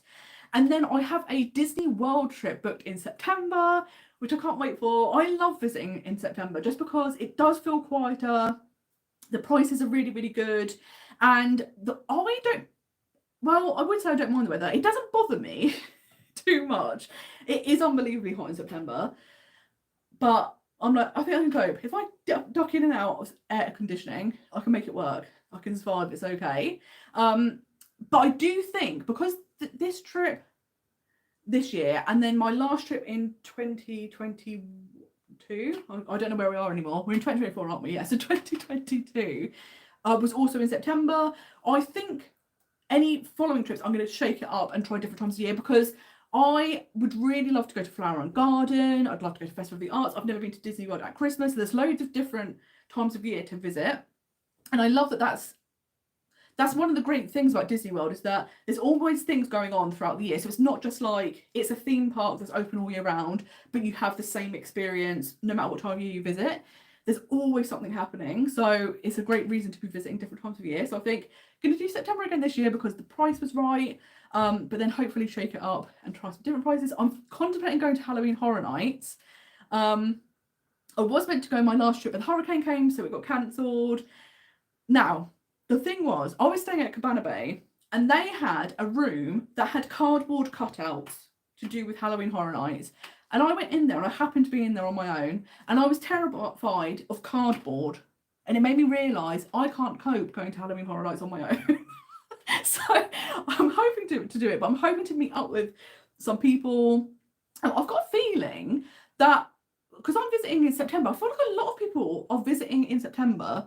So there's a possibility of doing a meetup. When I was in Disneyland in November, I met up with Dawn and Connie and we had the best time. It was so nice. So I'm hoping if I am there at the same time as other people, maybe you're there at the same time, we can do a meetup. If people fancy doing Halloween Horror Nights, we can all go together, so, you know, safety in numbers. But I think it'll be so fun, and it was so good getting to meet up with people at Disney and meet people face to face in person. So I feel like a lot of people are going in September this year, so it could work out, which I'm very excited for. Let's have a look. Oh my god. Yes, Jill, you're so right, because there are so many people that can't travel that I think having Universal here would be amazing, because people are going to be able to have that really epic theme park experience but in the UK. And it's interesting, isn't it, because Universal don't have a European theme park. I feel like I read that they're buying Port Aventura as well. So Universal are obviously doing very well financially because they've got this new theme park in Texas, this small family park. They've got the UK park, they're buying Port Aventura. They've got the third park coming to Orlando. So Universal are definitely doing really, really well. And I think this is what's going to really be difficult for Disney, is that Disney have had very tough time financially the past couple of years. I know that recently they released that in the past, I think it's 2 years, they've lost $200 billion, which is just crazy. Luckily, the parks are doing financially really well. Obviously, that's partly because they've got all the prices up massively. But like, it'll be interesting to see what happens with that, because it will get to a point where people go, it's too unaffordable now, and that will start to drop. So I think the next couple of years will be really interesting because, you know, healthy competition can kind of spark ingenuity and new things. So I think it'll be quite exciting. Yes, Jackie, I know that we're there at the same time, so we definitely have to meet up. And we should do Halloween Horror Nights too. I think that'll be so much fun. I think it'll be a blast, and I'll survive the night. Apart from if we see some sort of cardboard and then I have a panic attack. But yeah, I think it'll be so much fun, and I'm so excited that lots of people are there at the same time. So we have to meet up in person. That'll be fantastic. But yes. Oh my gosh, yeah, I'm so glad you saw the video in the room at Copacabana, and it was ridiculous because it was literally cardboard and there was like occasional noises, and I was freaking out and I was like, I can't cope, and I was like, there's no way I can go in a haunted house where there's actors jumping out at you. And I can't cope. So maybe the hurricane, it was like a blessing in disguise. They were like, look, we know you can't cope, so we're just gonna knock that on the head for you. It was amazing. Hi Pamela, this is a really good question about the restaurants at Disneyland Hotel at Disneyland Paris, because it is unusual in the way that it's set up. So you've got two restaurants there. You've got a buffet restaurant and then you have a fine dining restaurant. The buffet restaurant, you can get a reservation at lunchtime if you are staying in a Disneyland Paris hotel, but in the evening the buffet is just for hotel guests. And the fine dining restaurant is only for hotel guests the whole time. So basically, if you're staying at a Disneyland Paris hotel, you can visit the buffet at lunch, but apart from that, you can't visit the restaurants there, which is very, very interesting. It's good that it's very exclusive for the people staying there, because obviously it's unbelievably expensive. So they want to make it exclusive, but it means that most people, if you wouldn't have the opportunity to stay at the hotel, you're most likely not going to be able to visit the hotel either, because I feel like even like the bar and stuff, they're not going to let people in. I think there's a possibility maybe in the daytime they might let people in to go to the bar, but they're very much trying to keep it so that only people staying at the hotel get to experience it, and they won't have lots of people kind of wandering in taking photographs and stuff like that. So I think that will be very interesting. And the buffet is €100 per person. You can book that via the app, or you can also book via the website now. They've recently added that, which is really handy, but you can only book it for lunch if you're not staying at the hotel, and you have to be staying in a Disneyland Paris hotel to do that. It's very complicated, it's very unusual, but it was there might be changes. They might tweak things to make it a bit more easier to understand, so we'll see how that goes.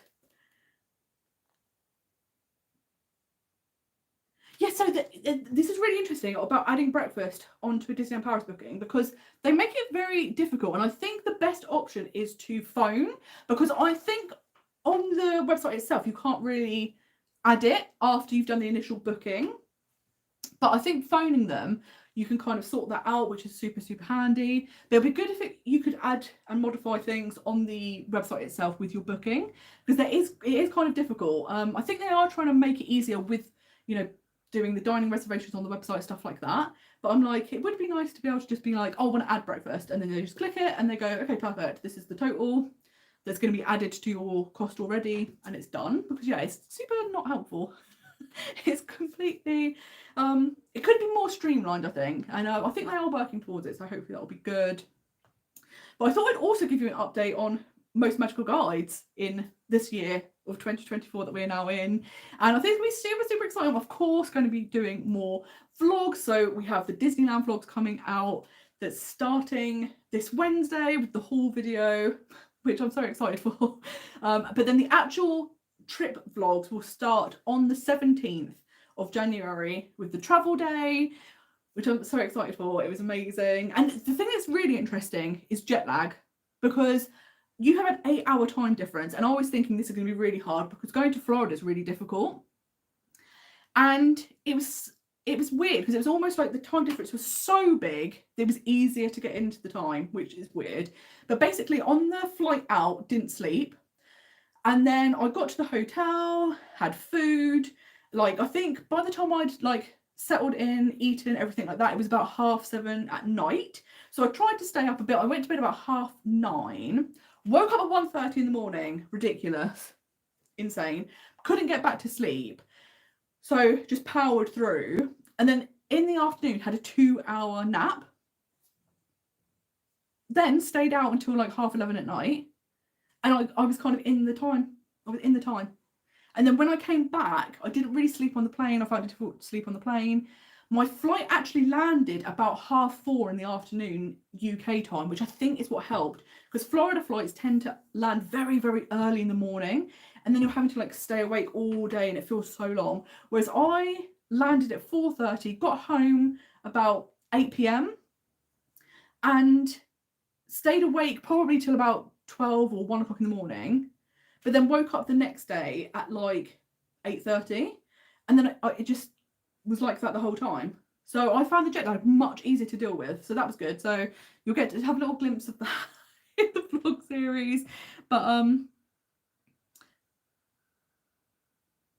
no, it's such a shame. It's such a shame. We were literally at Disneyland at the same time, but just like a few days missing each other. And it is the worst, isn't it? Because it's one of those things that I wish I could hop to Disneyland like every 2 weeks. It was remarkable. But it's such a shame when you're there like just for these few short days and then you miss seeing people because of it. And I'm like, it's such a shame. But I will definitely have to come back out because I was obsessed with it. I absolutely loved it. But so we've got that vlog series coming up. We will obviously have a Disneyland Paris vlog series and hopefully seeing the new evening show, the Pixar Together show. Like there's lots of little bits and bobs that I haven't seen yet. So I'm very excited to go and do those. Then we'll have the Disney World series. The Disneyland Paris series will probably come out the middle of the year because I think this Disneyland series is going to last until April, which will be very exciting. And then I'll have like a little break and then start the Disneyland Paris series. But the Disney World series will start quite soon after I've got back. So we'll be ending the year on a Disney World trip, which I think is going to be so amazing. And I can't wait. I feel like even though it'll only be 2 years between my trips to Disney World, so much has changed. Like Epcot is almost entirely different. Like there's so many new things, new restaurants. I think that's one of the best things about Disney is every time you go it's a different experience. So I can't wait because I think that's going to be so good. So even though I'm going the same time of year, there's still going to be loads of new things to do. So I think that's going to be so good. And I might do Mickey's Not So Scary. I kept thinking, do I do one or the other? Do I maybe just do one Halloween party? But I know if I'm there and I'm not doing Mickey's Not So Scary, I'm gonna be like, why didn't I go? Because it is so much fun. So we'll see what happens, but I can't wait and I think it's gonna be so good. Something I'd like to do, but I don't know if it's come back because post-pandemic it didn't come back straight away. But I'd like to do the steam train tour, which sounds not very exciting, but I also write Disney articles, and I did a Disney article a couple of years ago all about Walt Disney's love of steam trains, and I got so invested in the steam trains in Disney. And you can actually do a tour at Disney World where you get to go to the like, I don't know what they call it, but it's the place where they have like a massive like a table thing where the trains like can go on and they turn around and they can do all the maintenance, and you get to go behind the scenes, see how they run, see how they operate, hear all about like Walt's obsession with trains. And I was like, I want to go and do the train tour. I think it sounds so good.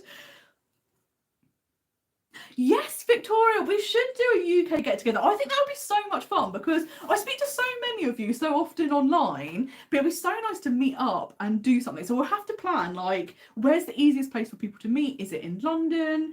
Maybe we'll do, you know, if everyone can get there, we'll have to go and do something together because I think it'll be so much fun. And yeah, it's wild because it's like we speak all the time. We haven't met face to face yet, so I think that'll be so good. But yes, I am also going to be doing more things with Most Magical Guides in general. So Most Magical Guides actually started in 2020. I started creating planning templates to sell online. So it's all of the stuff that over the years I was like, because I love all the planning, obviously. So I'd like refined, like these are the templates I use that I find really handy. So I know I've not missed out on packing anything. I know my itinerary, I know my reservation numbers. And I'd started making the planning templates. Now they were just planning templates. They didn't have any Disney imagery, anything like that. But Etsy, where I was selling them, were like, if you use the word Disney World, then they're like, that's illegal. And I'm like, but it's a destination name, like London or Copenhagen or something. But they're like, no, you can't sell it. So I had to stop doing that. And then actually from that, I started vlogging. So even though it's a shame that I couldn't go ahead, I got into the vlogging, so that was so much fun. But what I'm going to do this year is bring back the planning templates, because now I do have a Patreon, and they've now added a shop onto Patreon. So even if people aren't signed up as a patron, you can buy things from the shop. And also, because I have like different tiers that have different templates, if people wanted to stay at a set tier but they wanted a different template, they would have the option to buy it, stuff like that. So I think I'm going to bring back the planning templates, and my website is going to have the ability to have a shop, so I can also sell them there. So hopefully that's will be helpful for anyone's ever thinking, I just want to be able to see clearly how everything is, especially with somewhere like Disney World where there's so much planning involved. Although this year it will be interesting because park pass reservations are going, you can park hop anytime, stuff like that. So I think that'll be really, really handy. And I used to also sell like little e-guides. So there was one like all about the dining and how it works, how you book reservations, the type of restaurants, the budget you need, how the dining plan works, stuff like that. So there's a possibility I'm going to bring back the guides with obviously all the new information, because a lot has changed since I made them last time. So that should be exciting. So hopefully these things will be helpful for people. And then there's just lots of other things I've got planned. So on my Patreon, one of the tiers that I had was a like consultation tier. So if people were unsure of where to start or don't know how to find the best prices, they could let me know what they're looking for, stuff like that, and I would do all the research for them to help them get the best price, to be able to book in the best manner.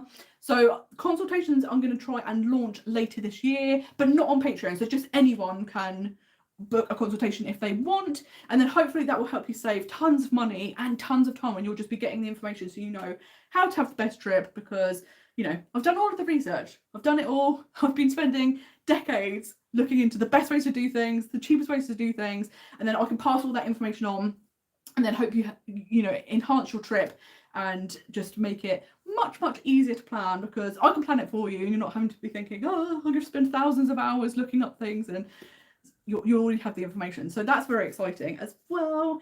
And as I say, I write articles about Disney, and I was having a lot of articles in the past couple of years, but to the point where I couldn't actually fulfill them all. So I was having to turn down a lot of work, which was such a shame because I had like a normal day job as well. So it's just impossible to do everything at once. But my normal day job has kind of like, I've made redundant basically. There is a possibility of that coming back later in the year, but it means I'm going to have a lot of time now to really pursue the writing, and it's something I really enjoy. I loved it, and I was doing writing obviously about planning trips to all of the different Disney parks, like how-tos, the vegan food at Disney, and also like the history, the stuff like the trains, which now I've become obsessed with. So I'm hoping to bring that back and like be reaching out to websites and blogs or companies to see if they need articles. And of course I will put all of this information on my socials as well, so if anyone is ever looking for something, feel free to contact me for like anything you need. Basically I'm going to try and be like the one-stop shop for Disney. So it'll be amazing. Yes, Jill, I'm loving that you're excited for the train tour. Oh look, we've got a special guest. You say hello. It's Jaffa. Say hello. Good morning. Oh, hello. Okay, he's turned up. But well, with her. Oh, I've suddenly lost my place. I've got distracted by the cat. I'm very sorry. But yes, Jill, I totally agree. I think the train tour will be really great, and like it's just such a unique thing, and I really like doing these backstage tours because you just learn so much, and like there's so much going on at Disney you don't realise, and then you go on the backstage tours and you're like, oh my god, it's like the Keys to the Kingdom tour. It's one of the best things I've ever done in Magic Kingdom. I'm obsessed with it, to the point where I'd actually go on it again even though I've done it, because I feel like you just learn so much. And yeah, I'm like, the train tour has to be done. We have to get a little hat and a whistle and go fully prepared as a conductor. It'll be amazing. But yes, I'm very excited that everyone's excited to do a meetup. So yeah, I think let's do something in London. We'll pick something Disney themed. That would be perfect. And I think it'll be so much fun. I think it'll be so good. Like, I can't wait to meet people in person.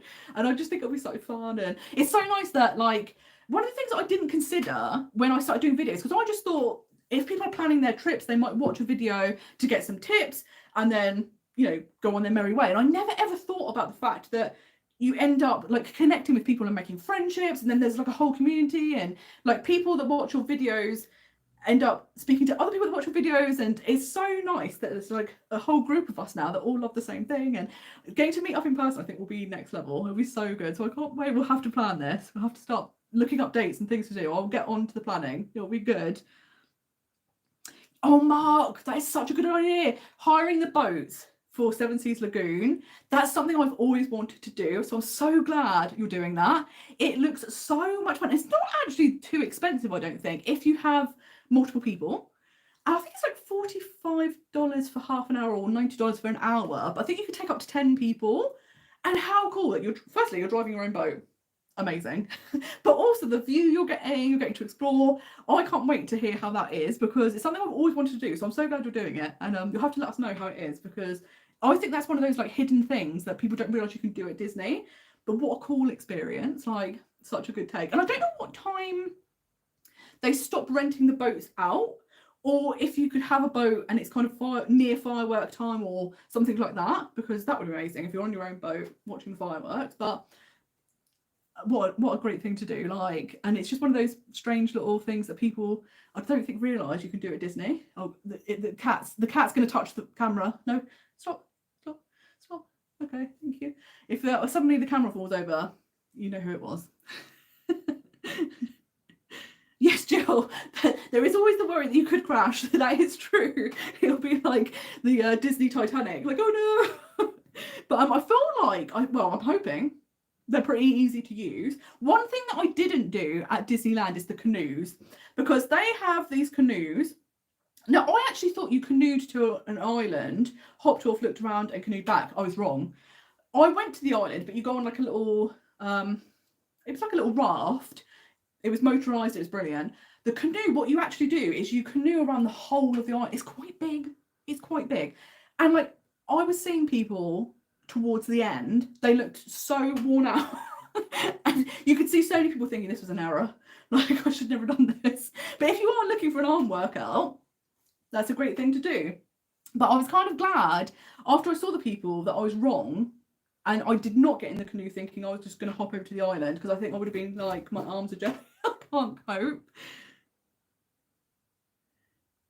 Yes, the Fort Wilderness Segway Tour also looks amazing. And I love Segways. I'm terrified of them. I've been on them before, and I'm always like, this is how I'm going to die, because I'm clearly falling off of this. I've always survived. But again, there's so many cool little things you can do that unless you kind of look into it, you're like, I have no clue that you could do that at Disney. And something I really liked, which I'd never done before, was the golf courses as well, the miniature golf.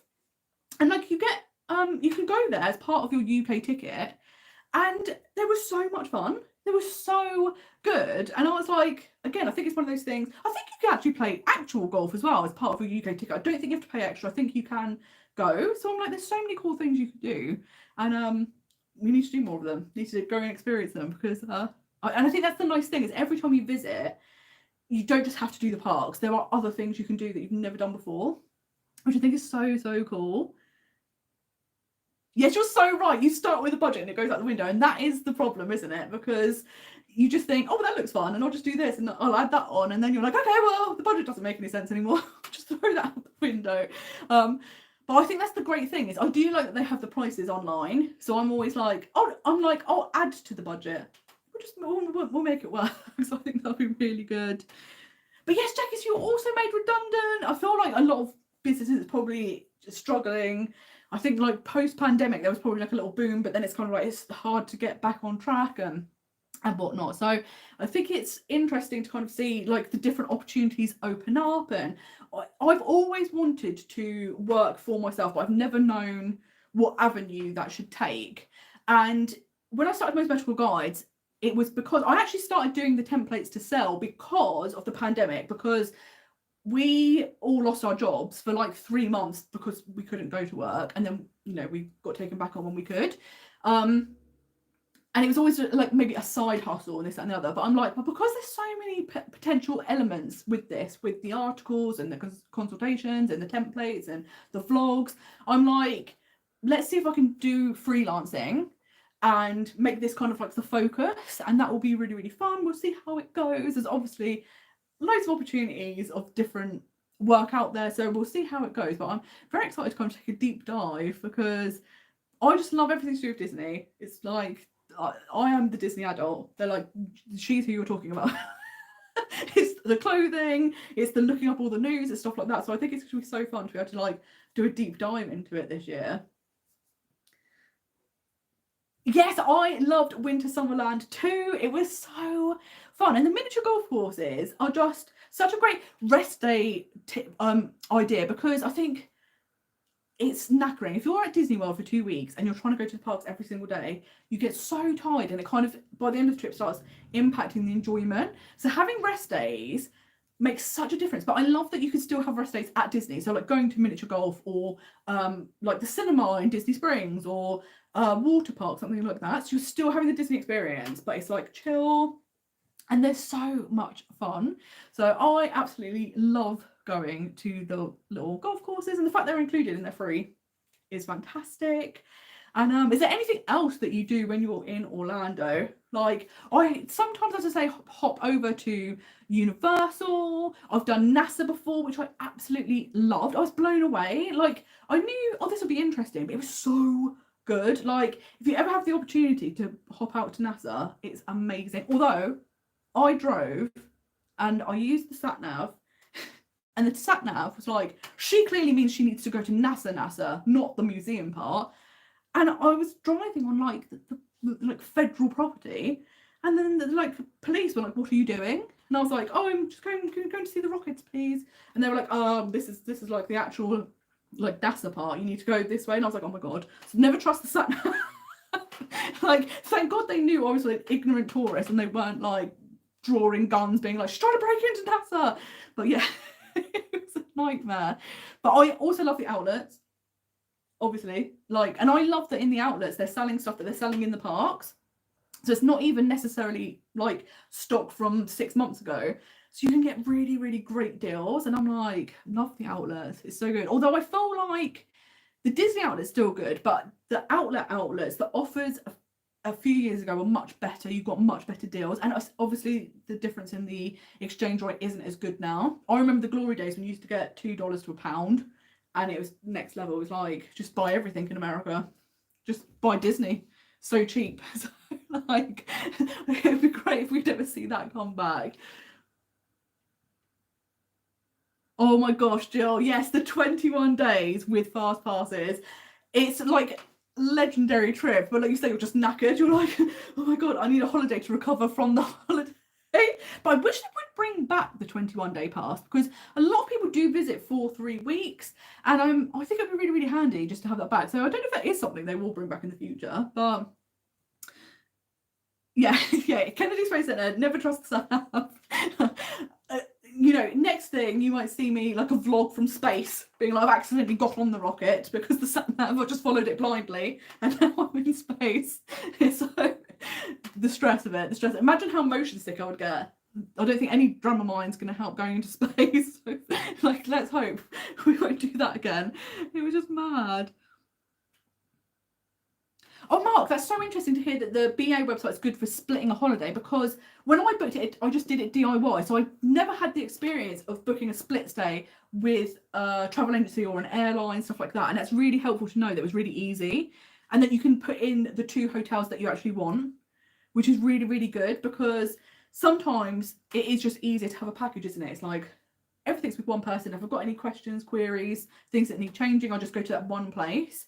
So that's so handy. And I like that you can also, like, you can add your car, you can do whatever you want with a package, just add it all in one, which would be so good. I have been keeping an eye out. I have got a car rented for September because I love hiring the car, and the prices were more expensive for this year, but I have been keeping an eye out, and the prices are coming down. So it's one of those things that if it gets much cheaper, which I'm hoping it will, I'll cancel my original booking and rebook, because I book with Florida Discount Car Hire, and they kind of compare all of the different car hire companies, and you can add on top up insurance, you can get the sat nav.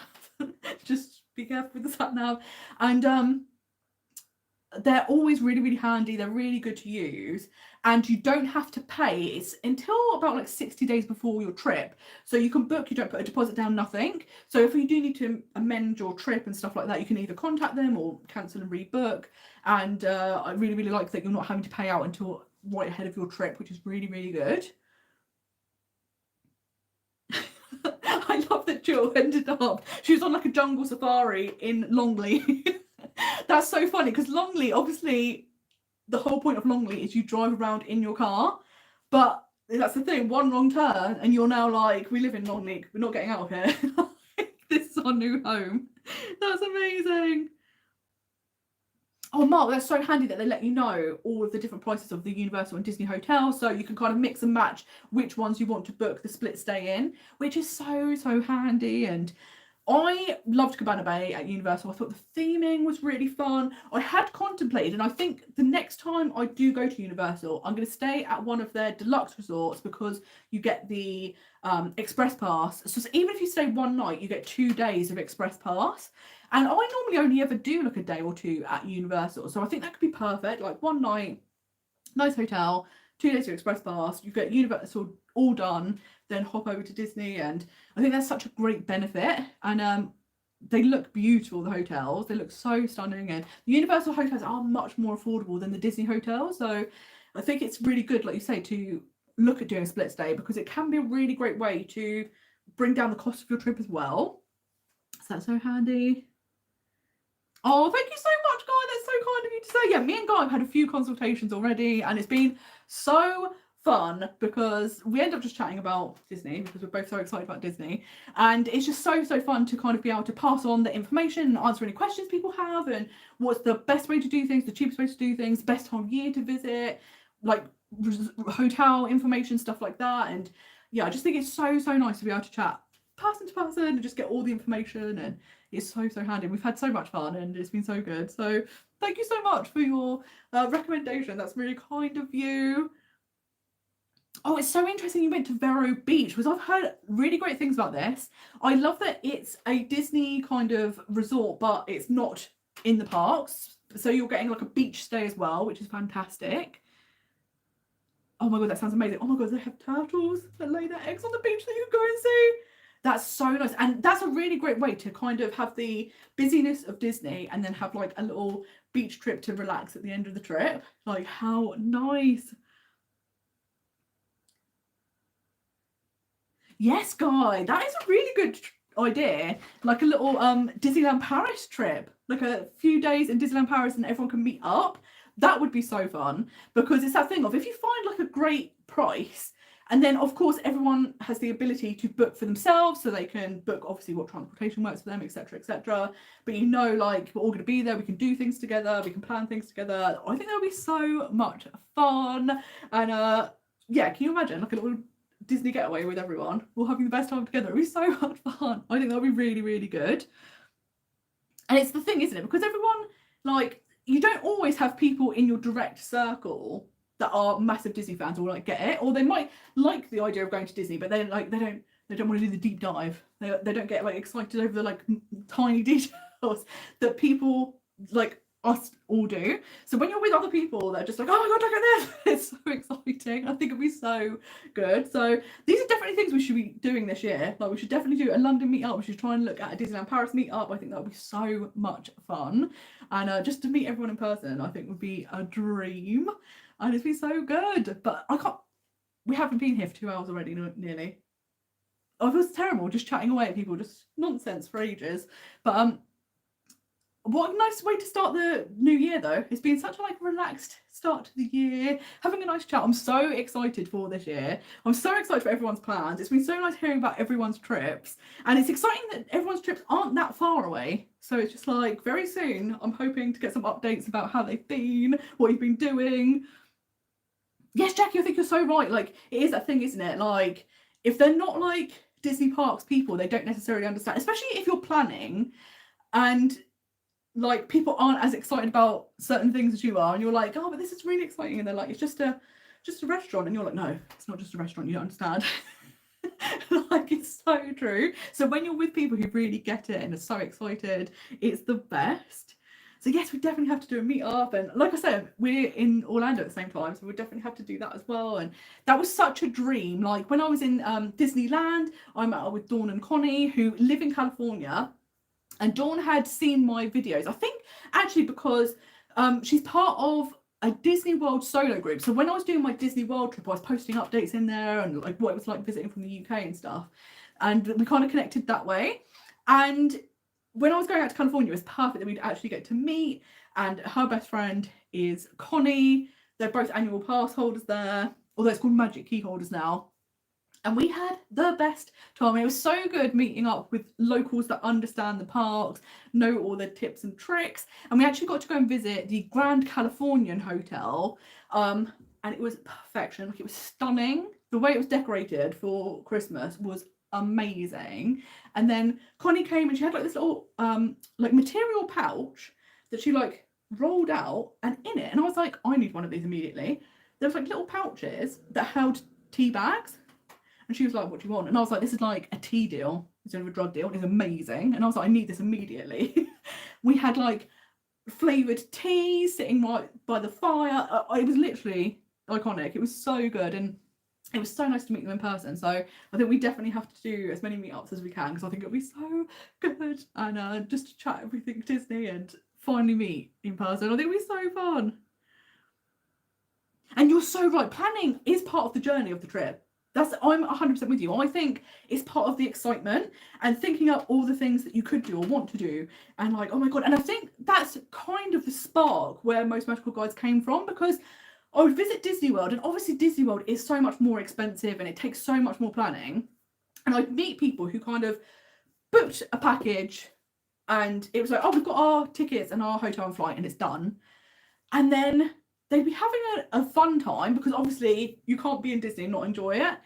But then you're just like, oh my god, they're missing out on so much. And because you've spent so much money to get there, I was like, there's got to be a way to like let people know, even if you do like just this little thing, that'll improve this so much, because you hate the idea of people going all that way and then not getting the full experience. And like, as I say, I'm sure they're having a good time anyway. But it's like, if you know the little tips and tricks and you're like, oh my god, I've totally like cracked Disney. And it's like next level, and like a little bit of planning, I think especially for Disney World, goes a long way. And even I think like Disneyland Paris and stuff, just knowing like, oh, here's like the trick ways to get places quicker, or like these are the rides you should go on during extra magic hours, because you know they're the ones that get the longest queues later. Just knowing that information helps you so much. And I know I watched like loads of vlogs for years, like just one, because you couldn't be there, so like if I wasn't at Disney World, watching other people be there is so nice. But you learn little things like, this restaurant's really good, or like, oh, this snack is like, not many people know about it but you have to try it. I think it's just so handy. Yes, Victoria, I'm so glad you found out about the tip of taking the left-hand queue when the queue's split. And I don't know why. I don't know if it's like a psychology thing, because I've heard as well that because Disney monitor where people walk. So say if you go and have a magic band in Disney World, obviously it's really convenient for you because it's your key to your room, it's your park tickets, your reservations, stuff like that. But Disney actually use it as like a GPS to monitor where do people walk. And for some reason, everyone always goes to the right whenever they go in the parks. It's a weird thing. It must be like a psychological thing. And I'm assuming that's why in queues why everyone goes to the right as well. But then it means the left-hand side, much shorter. So it's nuts. And obviously in Disneyland Paris, especially with Big Thunder, the right-hand lane is also the lane for Premier Access and Disability Access. So that queue can move a bit slower. And it's mad, the difference that makes. You're like, this is perfect. So that's really, I'm so glad that helped you. Ooh, what is Soaring B1? Is this the best row to be in? Because that's really helpful to know. Soaring is one of these rides that I absolutely love. And obviously, if you're in the first section of Soaring, it's better because you have the unobstructed view. Whereas if you are in the other two sections, you can sometimes see people's feet. But the thing that's weird is it's so silly because it's a screen. But if I'm in the front, I start thinking I'm really high up and I start panicking. Whereas if I'm in the other rows, because I can see people above me, it makes me not panic. I don't know why. It's some weird little trick. But Okay, I'm going to try B1 then. This is my aim now for next time I'm soaring. B1. This is going to be the one. And yeah, I've had to start because I normally take a big backpack with me. Sometimes my backpack's too big and I'm struggling to like stuff it in. But they were like, you can just leave it. There's like a little section that's like taped off, and they're like, if you leave like big bags in there, it's fine. And I was like, okay, probably should have just done that from the get-go instead of trying to stuff it in. But yeah, I love soaring though. I love soaring. It's one of those rides that some people get motion sick on. I'm fine on soaring. Bananas in pajamas will help me remember this. That's a very good way of remembering it. Yeah, that's perfect. But something I have to say as well about Disneyland, which and I know they used to do this in the other parks, but it literally makes Disneyland stand out so much, is the roaming characters. Oh my God, it's literally incredible. Like, I did go to a few like meet and greets where you queue to meet people, but mostly all the characters I saw and interacted with were ones that you just spotted walking around.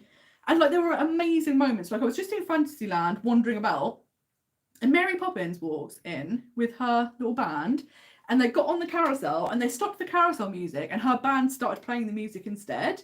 And then they were going around on the carousel and I was like, this is amazing.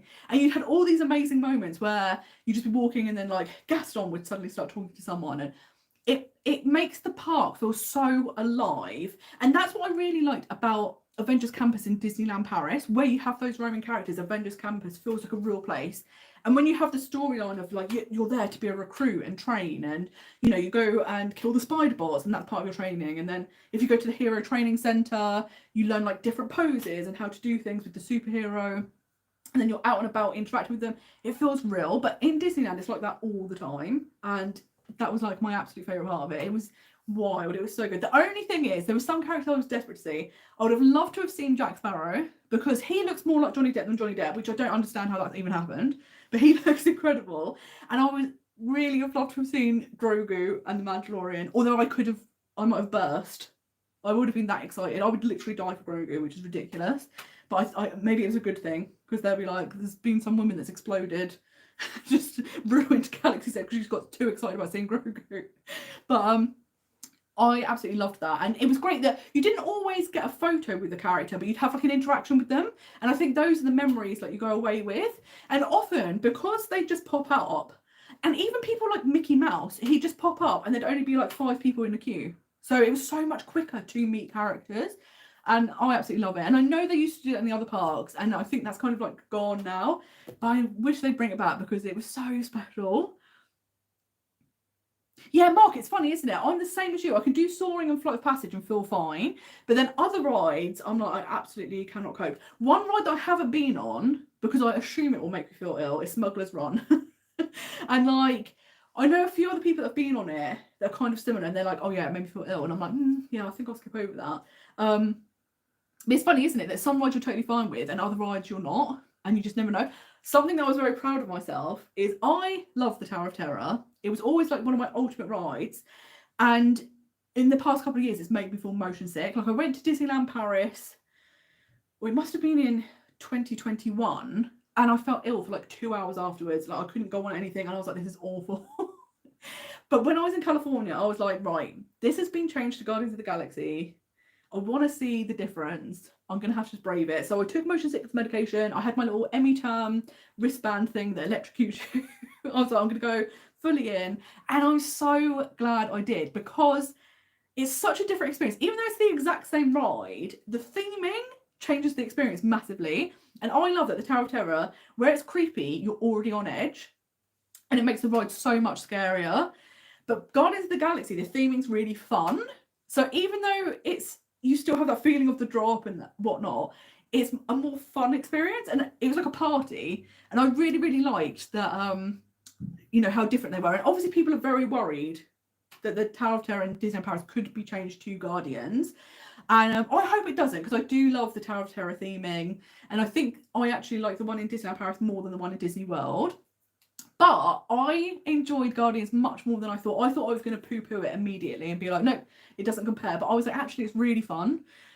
So I know yesterday, because of New Year, they actually projected the exterior of Mission Breakout in Disneyland onto the Disneyland Paris Tower of Terror. And people were like, Is this a sign? Are they changing it? Is this a sign of things to come? I don't know. I think it could just be because obviously you have Power in the Night, which is all Marvel themed. So maybe they just decided to light that up because it, you know, that the Tower of Terror is lit up as Marvel anyway. But who knows? Maybe they are giving people a little hint. But it was such a fun ride. Yes, Jill, I would love to do Oogie Boogie Bash. It looks next level amazing. I love that it's so different to the Halloween party at Disney World because it's nice that the parks have their unique things and it looks so good. And sorry about that. Just went a bit funny there. But yeah, I think Oogie Boogie Bash looks next level. And like you said, the fact that you see so many roaming characters in Disneyland anyway, it's not like you have to go to a special event to meet them. You will see them anyway, but it looks just so much fun.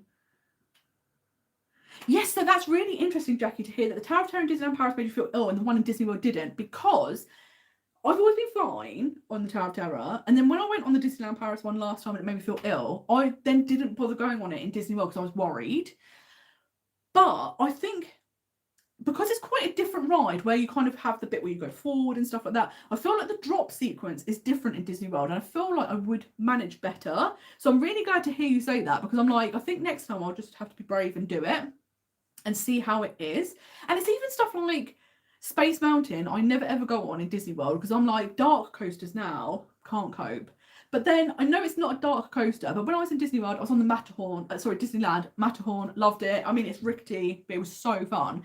And I was like, I do feel like the coaster itself is very similar, even though obviously Space Mountain's in the dark. So I'm like, will I try that? Maybe. Let's see. The one thing I'm desperate to try, but I don't think I am, is Cosmic Rewind. And I know it looks incredible, but even when I watch the on-ride videos, I think I will die if I go on that. I'm always certain of it. And everyone I know that's been on it has said it's their favourite ride they've ever been on. The motion is amazing because you feel like you're flying. It's very like smooth. So they don't think you'd feel ill. But I'm like, I don't know if I want to risk it. And when I was in Epcot, I kept umming and ahhing. And then I had a little sit down for my foot. And I happened to be by first aid. And in 30 minutes, 4 people brought in from being ill on the ride. And I thought, I can't do it. So I'm like, oh, will I do it? Will I not do it? Oh, I don't know. It's so stressful. Let's have a look. So, Guy, these are very good points. Oh no, I'm literally obsessed with Guy's trip. It's like a dream. I cannot wait. You're staying at the Polynesian. I can't cope. The Polynesian's like my dream resort. It's just so beautiful. And I love that you can relax there. Like the fact that you've got beaches and hammocks and stuff is perfect. And you've also got a view of Magic Kingdom. It's literally incredible. Such an amazing resort. But it's so helpful. The vegan videos are helping. And I think America are so good with any dietary requirements. Like they go above and beyond. They're so helpful. And I think we're gonna have an amazing time. I think she's gonna be able to eat like perfect. I think she's gonna eat so much food that she really enjoys, and they're gonna be able to cater for her so well, which I'm so happy for. And yes, I'll let you know some of the groups that I'm in on like Facebook for like tips and advice, or people do their report trips, so you can just hear like the things they've done. And sometimes you go, oh, I've never thought about doing that. I'll do it. So I'll put them up, Guy, and let you know, because I think it's super handy just to know other groups that are super good to go and get information from. Yes, I'm loving that you loved Guardians Mission Breakout too. And yeah, I was so ready to be like, this is no good. But I'm like, I do think it is really good. And I actually think a lot of people will like Guardians more because of the theming. Because I think some people, particularly with younger kids, might be worried about the spookiness or the scariness of Tower of Terror. Whereas I love that. But like, I think that could be off-putting. Whereas with Guardians, where it's so fun and like, and you don't I think it also helps you distract from if you worry about feeling ill, because it's such a fun ride, you're not really thinking about it, which is what people have told me about Cosmic Rewind. They're like, the music is such a big part of that ride. It's like a disco, it's like a party, so you don't necessarily notice the motion so much. But I'm like, but do you suffer from motion sickness, or is this just because I'm like, if you don't suffer from motion sickness, you probably wouldn't notice the motion anyway. But someone like me, I'm noticing every little thing. So it'll be amazing. Yes, Mark, I think this is such a good idea, doing like a mini live chat once a month, and like you say, pick a different park or a different topic each time, and then everyone can pass on their favorite tips, their advice that they've really enjoyed, and it'd be like a little community thing. We all like swap advice. I think that'd be so fun, because I just like being able to chat to everyone anyway. It's so nice. And like in this chat, you've had so many great tips and advice from everyone. I think that's a really, really good tip. And doing more lives was something I was wanting to do this year, because I just think they're so much fun, and it's just nice to get to chat in real time. So I definitely think we should be doing that. That'll be perfect. 39 days until you go to Disneyland Paris. That's so exciting. That's so close now. Like, I can't get over that. And is there anything you're most looking forward to? Like, it's so good when it's this close. And I feel like once you get to this time, if you've got like 39 days, the days fly past. So you're going to be there very, very soon. And now that it's January, you can say, I'm going to Disneyland Paris next month, which is amazing. It's been so good. So, Jackie, this is so helpful to know that you've been on Cosmic Rewind. And I think you're 100% right. If you're looking at the track, or I've heard people say, even if you're just keeping your head still, you're fine on the ride. But if you look around, that's when you start feeling ill. And I have noticed on rides like, say, Ratatouille or Rise of the Resistance, the same. The motion of the ride doesn't actually make me feel ill. But if I suddenly start like looking at everything around me, I can start to feel a little bit queasy. So maybe this is the top tip. Maybe I would just have one of the seats where you can actually see the track, or just keep your head still. Just focus on what's in front of you. You'll be okay. Oh, thank you so much, Victoria. That's so lovely. I'm so glad that the vegan videos can help, because it is so difficult to know what can you eat, what can't you eat, and it's confusing where sometimes where they've now got vegan options marked, it's so helpful. But then other times you'll go and you'll see like a burger and it's like, okay, it's a plant-based patty, it's vegan cheese, like why have they not marked that vegan? So just knowing like why that's that way or whatnot, or where even like where's the better food to eat is so helpful, because sometimes there's so many options now that you like, I've got to narrow this down. So I want to eat at the best places, like what has the nicest food. So I'm so glad the videos can help. And I know like I've had so much help when I went to Disney World. I love Princess and the Bear, are incredible. They do loads and loads of vegan reviews. And what's really helpful about Princess and the Bear is Princess is vegan and the Bear isn't.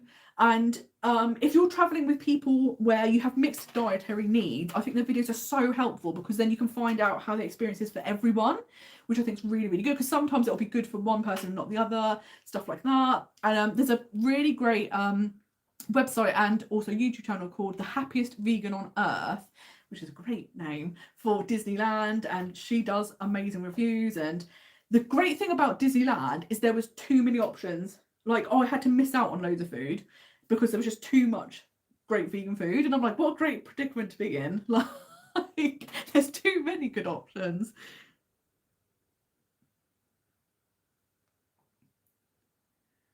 Yes, no, Mark, I think that's so helpful, because I know a lot of people that don't really enjoy faux meat. So knowing where you can get options where you don't have faux meat can be really helpful, because sometimes if you're just walking around a park and you're like, we're a bit hungry, and you go up to a restaurant, it's like, oh, there's faux meat, we're not into that. And then the next one, it's the same. It's a nightmare, because you're like, where can we eat? But if you go in knowing, okay, we can eat here, here, and here, when it's around lunchtime, you know to head there, it makes such a difference. Like, so I'm really, really glad that's helpful. Ooh, Sinead, very excited you're going very soon. And the burritos, I'm trying to think if they had coriander in at all. Which, see, I love coriander, so I feel like if it had coriander in, it would stick out to me. Because I've had like coriander rice before, and it's always stayed in my memory, because I was like, oh my god, I love that. If you hate coriander though, worst nightmare. But I don't remember tasting it in the burrito. They do have the vegan chili, which has like the beans and stuff in. You had some white rice. There's like guacamole, but I don't feel like the guacamole had coriander in it. So I think you should be okay, because it doesn't seem like it might be possible to ask them so that if it is like a dressing, not a dressing, you know, like a sprinkling, a garnish on top, that they could remove it. But I've got a feeling there wasn't any, which is good news, because you're like, I could just enjoy this burrito without the terrible coriander. Yes, it's so exciting. You're going to stay at the Newport Bay. I absolutely love it. I'm loving seeing so many people stay there at the moment. Like, it's got like such a resurgence of everyone staying there, and it's so beautiful as a hotel. And I'm so glad you've got your restaurants booked, and like that's such a big thing in Disneyland Paris because the restaurants book up so quickly. So when you have all the restaurants you want to eat in, you're like, you feel like you've accomplished something. You're like, yes. I know, it's so nice you've got a carriage dining meal for Valentine's Day. Which one are you doing? I absolutely loved Auberge de Cendrillon. I've not done Plaza Gardens, and that's purely because of the buffet situation. We all know the buffet situation. But I can't wait to hear which one you're doing because it'll be very nice to hear. Yes, Jill, I'm so excited to hear that the planning sheets could be helpful because, like you say, it's when you get in the parks, there's so much going on. It's so exciting. There's so much overstimulation. It's so easy to forget your plans or like what time did we actually have that booked for and stuff like that. So when you have it all like laid out, you're like, this is perfect. We can see, we know what we've got to be doing that day, where we've got to be, and it's just so much easier. And it's even stuff like, what can be unhelpful sometimes is sometimes you might have reservations etc in your phone, but if the Wi-Fi is a bit patchy or it's not working and then you're like, I can't access that, like this is really unhelpful. So I always like to have like a little printout. It's like a 1-page printout and it's got everything that I need on it. So I've just got that as a backup and I know where I'm going, what times things are, and I think it's really, really handy.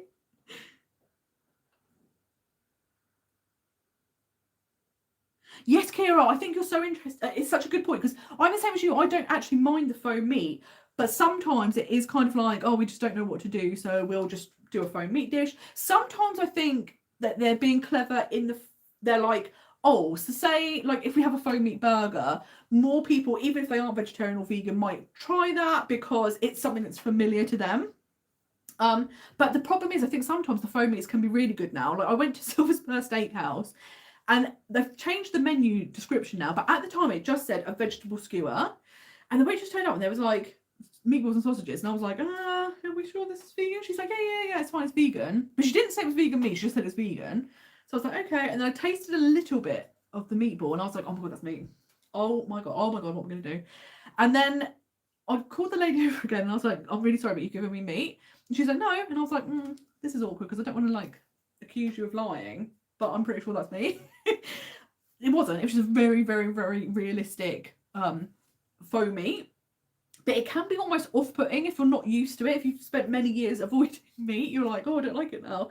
So I think you're so right. Sometimes there isn't a lot of creativity. So it would be interesting to see like more interesting dishes. It'd be interesting to see the new Disneyland hotel, if their dishes are going to be interesting. Like I say, from the menu of the fine dining restaurant, it doesn't sound great for the vegan options, but maybe when you actually get there, the presentation or what's on the plate is different. Because I know sometimes they're like if you go to Captain Jack's, they're like, the dessert is a fruit soup, and I was like, what the hell's a fruit soup? And then it was like actually like chopped up fruit in syrup with whipped cream, and I was like, that's not what I was imagining. Or like the fruit slaw turns out it's cold slaw. Like I think it's really funny. You don't always know. So I think once that restaurant opens, it'll be interesting to see what their vegan options actually are. Yes, the burrito, you're so right. The burrito is so good. And I'm so glad that even though they've changed the theming, they've kept the menu kind of the same because it's so good.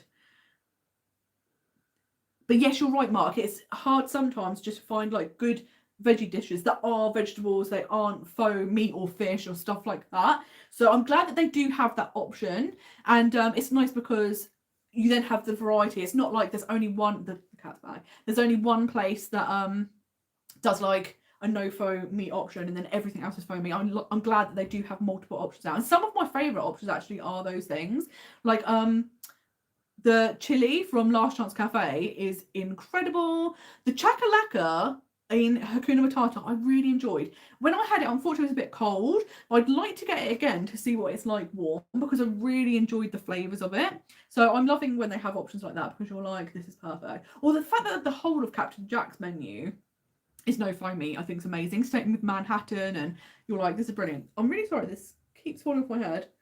I've got a weird shaped head, and things like this just go, we can't stay on your head because you're not round like normal people. Oh, I'm really excited to hear that we're going to Plaza Gardens, and it always looks so cute. Like the character dining meal there looks amazing. So I hope that you have a fab time. And you're so right, it all comes down to like personal preference. And I think it is actually quite good that the character dining menus are quite different. So like you say, Auberge is very different to Plaza Gardens, but then you can pick which food you prefer and then go to that restaurant, which is so handy. So I think that'll be so good. And yes, Chez Remy, the theming is next level. I think it's one of my favourite themed Disney restaurants. The fact that everything's oversized is so cute. And I love that when you're going in, they give you the little background, little story about what's happening. And it's just so excellent. And yeah, I think it's like next level theming. Like, hi, Jaffa. Sorry, the cat's just glaring at me and then it makes me panic that I've done something wrong. But it's okay. I think it's just... Should I say hello? No, but it's just it's like having a little manager that's looking on your performance and you're like, okay, I'm sorry. Yes, you are so right, Victoria. If they could do those Mickey pizzas with vegan cheese, it would be a dream, because I keep seeing them. Or there's like nothing Mickey shaped at the moment that's vegan. I'm like, can we please start doing that? Because that would be next level. And that's the one thing I would say. I think it's really great now that in Disneyland Paris, the past 2 years, the amount of vegan options have been amazing, and the fact there is variety, and now that there's almost like, if you're going for like 3 days, there's more options than there are days, so you have to narrow down where you're going to eat. I think that's amazing. However, when you compare the food to the American parts, and I think this is food overall, I know people that aren't vegan that also say the food at Disneyland Paris just isn't the same level, and it's that thing of like, I think because France is a country that is really proud of their cuisine and they're obsessed with food, I just assumed that that would also be the same in the theme parks, whereas I think they are more like a typical theme park fare. Like, it's not going to be the best food you've ever eaten, but it's also not the worst. But then when you go to the American parks and you see like some of the food you can get there, you're like, this is next level. So hopefully over time, we're just seeing Disneyland Paris improve all of these things. And like I say, maybe with Universal turning up in the UK, it will kind of really make them push. So I can't wait to see what's going to happen. Yes, Sinead, isn't it weird how when you get older you get motion sickness? It's really weird. And I never used to get motion sickness on anything whatsoever. But I get migraines, and probably about 12 years ago, I got chronic migraines. So I went through a period of about 4 years where I was getting like up to 15 migraines a month, which was outrageous. And only then did I start getting motion sickness. And then I saw like a neurologist, and they said that people that have migraines, because it changes the way your brain functions, most people that get chronic migraines get motion sickness. And I was like, brilliant. So now I've got a migraine and motion sickness. That's not fair. But I also think as I've gotten older, it's gotten worse. And I'm like, this is not good, guys. Like, we want to be able to enjoy all these things without feeling ill for the rest of the day. But yes, it's really helpful to know which rides could be like a trigger. And it's like when Jackie was saying about Cosmic Rewind, it's so helpful for me because I'm like, okay, that tip I can use. If I go on it, hopefully I'll fare better. And yeah, it's just the worst, isn't it? Why do we have to suffer like this? Yes, it's weird, isn't it? That 3D glasses, you're so right, can make you feel really ill, anything like that. And that's why I was worried about Cosmic Rewind. Of course, there aren't glasses, but the main things that make people motion sick are dark coasters, spinning rides, or simulators where you anything where you're watching screens. And Cosmic Rewind, they're like, just do all three, just do it all at the same time. And I was like, I don't think I can cope. But it is good to hear from people that have motion sickness that have been on it and the ways they've coped. And it's true, isn't it? Because some places, if you sit in a certain part of a ride, you'll feel okay, but other rides you won't, other seats you won't. So I think it's really, really helpful that we can all share our motion sick experiences. Oh, it's very exciting that you have the Royal Banquet booked. And yes, I'm very excited to see what the vegan option is going to be like at that buffet. I think it'll be so interesting to see. And I think it just looks like a really beautiful hotel. And I think the restaurant's going to be amazing. And the fact that they have the character dining is going to be cool. And like they're going to be all themed to like look royal. I think it's going to be awesome. But it'll be very interesting to see what the vegan and vegetarian options are. But yes, you're so right. It's great if you can avoid using the 3D glasses because it's not the one, is it? It's just like And I think it's that weird thing of like, I always find if you watch 3D through 3D glasses, it doesn't like line up quite right. And I think that's why you end up feeling sick. Because you're just like, what I'm supposed to be watching, it's not what's happening. And I can't go. It's no good. But I do like that Disney do have the variety of rides. So say there are certain rides that you skip over, there's still lots to do. Whereas other things, like Universal, for example, I find that there isn't as many rides. Like if you don't like roller coasters, there's very few rides at Universal to go on. And I'm okay with outdoor roller coasters, but I can't do indoor roller coasters, which is weird. So I did manage to go on Velocicoaster and Hagrid's, amazing. But like something like Space Mountain I skip over because I'm just like, I feel like I couldn't cope with that. But maybe I could. Maybe I should give it a go. Oh my God, Mark. You're 100% right. Forbidden Journey. I know people that don't even suffer from motion sickness and they get ill on that ride. I don't know how it's not been changed because it makes so many people ill. And I remember a couple of years ago when they opened it in Universal Hollywood, they'd tweaked it a bit and they did cast previews and so many people were vomiting coming off the ride that they had to like change it because they were like, we can't let the public on it like this. And I was like, no, you can't, like what's going on? That and the Simpsons ride in Universal and the Simpsons ride, I don't know if it's just because I felt ill, it felt like it went on for like 5 minutes and I was like, we need to get off of this. This is awful. And I think that's the thing at Universal, it's a lot of simulators or roller coasters, and if one of those things makes you feel ill, there's not so many things you can go on.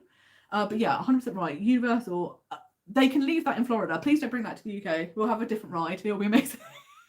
I couldn't go on that. It's so bad. I have heard though that if you still want to go and be able to walk through the castle, you can still do that and then just tell them I don't want to go on the ride, and then they have an exit so you can go out. So I'm like, oh, that's good, because you can still go inside Hogwarts and get that experience. You don't have to miss out totally, but you can skip over the ride of death because it's so horrible. Oh, it's very exciting that you're going to Disneyland Paris in 2 weeks' time. It's so exciting. And Crush's Coaster, you've always avoided because of motion sickness. The thing I found with Crush's Coaster is it depends on the people in the shell. Like, I've been on it before where it's been 4 adults, and where the weight was kind of equal, it didn't spin as much. But we had it once where there was 3 adults and then a really little child, and then it spun more because I suppose like the weight wasn't as evenly distributed. So I think it depends your experience on who's in your shell. Which is a weird way to explain it, if you know what I mean. But I hope you enjoy it. It's one of those ones, I feel like when you're on it, it's probably over quite quick. So it's like, if you don't feel 100%, I'll be off of this very soon, which is always handy. But it's different. It's so difficult, isn't it? Because it's always slightly different for different people. And my problem is I also have a massive phobia of being sick. So I feel like if I had motion sickness, but not this phobia, I'd be braver to go on rides and try them. But I think because I have the phobia, it really holds me back because I just think if I feel sick, it's like the worst thing in the world and I can't cope. And I also think because I get so nervous about feeling sick because I have a phobia, that the stress of it makes me feel sick before I've even got on the ride. And that's just all in my head. So I do think that some rides probably aren't as bad. It's like when I went on Guardians in Disneyland, the exact same ride as Tower of Terror, but I fared better on it, I think, because the theming was different. And I know that sounds silly, but I also think it's one of those things that I built it up, and now I'm like, oh, it isn't as bad, so I could probably go on it again if I was in Disneyland Paris or Disney World and be okay. Yes, Mark, 1,000,000%. You're like, oh, we're just going to go in Hogwarts and have a little journey around Hogwarts, and then the next thing you're being flung upside down and there's giant spiders, and that's glasses as well, isn't it? And you're just like, I can't cope. It's so intense as a ride.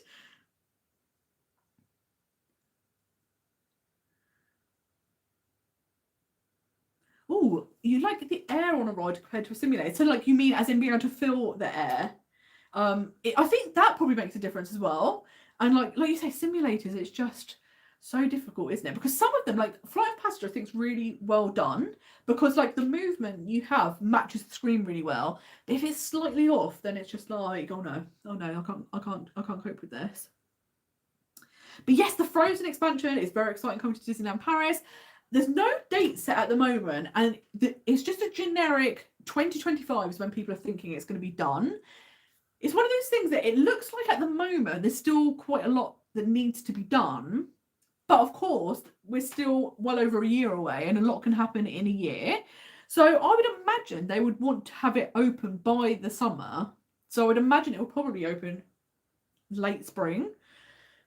We never know. I suppose it depends if there's any delays and stuff like that. And I'm excited for the expansion. Like, I'm excited for the Frozen Land.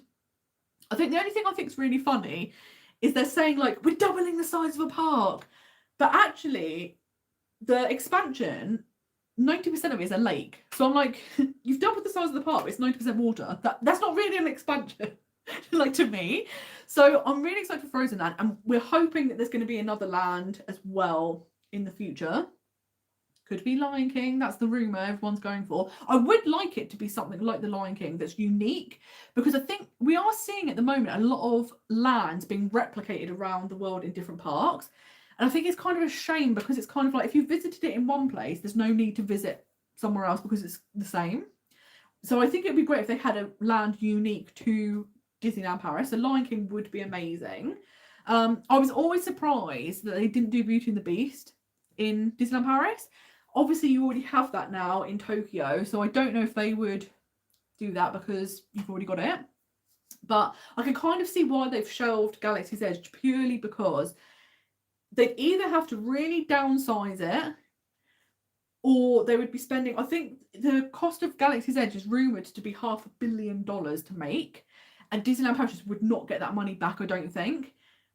So I don't think, unless they really scaled it back, they will have a Galaxy's Edge, which is such a shame because it is amazing. But it would be kind of nice if they did have a unique land. But I think the Frozen, it looks so pretty, and like, I think at night it could be really stunning. So I can't wait to see it. And I'm hoping, though, I've seen they've got like a little roller coaster in the one. Is it Shanghai that's got it? It's Hong Kong. Whoever just got the Frozen Land, it's very, very short. It's like literally like 30 seconds long. So I'm kind of hoping they don't replicate that, because waiting for like an hour to get on a ride that's like 30 seconds long is just not the one. It's not fun. So I'm hoping that maybe they change the rides a bit. I don't actually know what rides they've got planned for Disneyland Paris, but it'll be interesting to find out. So yes, good question, Jackie. So Crusher's Coaster for plus size people, I would say that it's one of the more difficult rides, and it's just purely because of, it's a weird placement for like your legs and then the harness coming in. So, but I would say it's one of those rides that if people are fine on Crusher's Coaster, they'll be fine on every other ride at Disneyland Paris. And typically it's not to do with your body shape per se, it's more to do with if you're tall or how wide your legs are, which is a weird thing to say, because that's not the thing you would normally think would be the problem on a ride. But I don't feel like, the one thing I think Disneyland Paris could do with is some of the rides having test seats outside so you can see in advance, particularly because Crush, even if you're single rider, whatever, it's a long queue. But I feel like a lot more people get on Crusher's Coaster than they assume. I think that's the one ride that people go, I'm worried, so I might just skip over it in case I can't fit. But I think actually it's a lot more accommodating than people realise. But I would say it's that's like the test ride. If you can get on Crush, then nothing else will be a problem. And Indiana Jones, I've always been absolutely fine with. It's one of these rides where it's an overhead harness, and that's always been like super accommodating. I've never had a problem. I've never had like anyone had to like push down to shut it. It's always been like roomy, like there's been multiple clicks, so you could have had a lot more space. So Indiana Jones, I think, is really good. As a side note, Indiana Jones and Disneyland, unbelievable, so different. And I didn't know really what to expect. I'd watched some on-ride videos because I was like, is this going to make me feel sick? So I checked in advance. Now, for some reason, I don't know how, but they've managed to like smuggle on professional like Steadicam camera because it looks like you're just like, oh, I'm doing this in the little truck. Oh, looks a bit bumpy here. Ooh. I was like a rag doll being thrown around on, and like I didn't feel sick on the ride because I thought I was going to fall out. I didn't even have time to think about, do I feel sick? I thought I was going to fall out. It was so fun. It was such a great ride, and yeah, I can't wait. I think the footage from that ride is going to be nuts because I don't think there's going to be much to see because it's just like me being like this. So there's going to probably not very much on-ride footage. But it's amazing. It's just so different to at Disneyland Paris. And I really like that the parks, even if they have like a similar theme, they have things that are very different, which I think, you know, you then have to visit all the parks, right? It's perfect. Oh yeah, Forbidden Journey. It makes everyone feel ill. Like I said, people I know that have never ever suffered from motion sickness on anything can't go on it. It's just so... I'm surprised they haven't like tamed it down because it's such a problem. Like, yes, I'm very excited for Epic Universe as well, Mark. And yeah, the Universal Monsters Land, I cannot wait for. I love horror things. So the fact that they're going to have like the horror land, and I used to love way back in the day when they had things like, I don't know if anyone remembers this because this was decades ago. They used to have the Alfred Hitchcock experience at Universal, and that was like brilliant. And they had all stuff like that. I love like the movie makeup. Little show. So I feel like you're going to have that sort of vibe in the Monsters Land, which I'm very excited for. And yes, the Harry Potter expansion there is going to be so good. And I'm wondering if the Universal in the UK, I'm assuming they're definitely going to have Harry Potter, are they going to do a replica of some of the stuff at like Orlando, like maybe like Hogwarts, stuff like that, or will they have something unique? So I think that'll be really interesting to see. So yes, Sinead, so quick and easy breakfast to make the most out of early morning hours. Now, I am probably not the best person to ask because I just take my breakfast with me, and I always find like, so I'll take like cereal bars or like vegan pain au chocolat or stuff like that, because I can either then eat them in the room or take them to the parks and then have them later, because there aren't many places to get breakfasts like in the parks themselves. Of course you can at the hotels, but they can get quite busy, so really you need to just be getting up as early as you can. You can go to places like Starbucks, a sandwich where you can buy like pastries or sandwiches and stuff on the go, so they can be a quicker option. Or the other option that a lot of people do is if they have the hotel breakfast, the breakfast lasts quite long, so what they'll do is get up, go to Extra Magic Hours, spend like a couple of hours in the park, then go back to the hotel and have like a late lunch, and then it's kind of like more like a brunchy breakfast lunch thing, and then that could be like a really good option. So then you're still getting like a full breakfast, but you're not having to eat at like the crack of dawn or like rush your way through your breakfast, which I think is really good. Oh, my favourite hotel at Disneyland Paris. So I have to say, I loved the Newport Bay. I thought it was so cute. The theming, I loved the location, I loved the private security channel. So I absolutely loved that. I would really like to stay at the Art of Marvel Hotel just because I think it looks really cute. Like the theming looks amazing, but I've not stayed there. But I actually really love the Hotel Cheyenne as well. If you're looking for a value resort, I love the Hotel Cheyenne. I love that it's like being in the Wild West. I find the rooms really comfortable. I like that you can change the temperature. So you've got like lots of touches that I wouldn't expect in a value resort. I think they've even got like coffee makers in the room now. But I do love the Newport Bay. Like, I think it's such a cute resort, and I think that's the thing. It's like the cheapest of the deluxe resorts, but I'm like, I think it's such a great theme. And it's like, the others are really nice, but I feel like they can be a bit overpriced.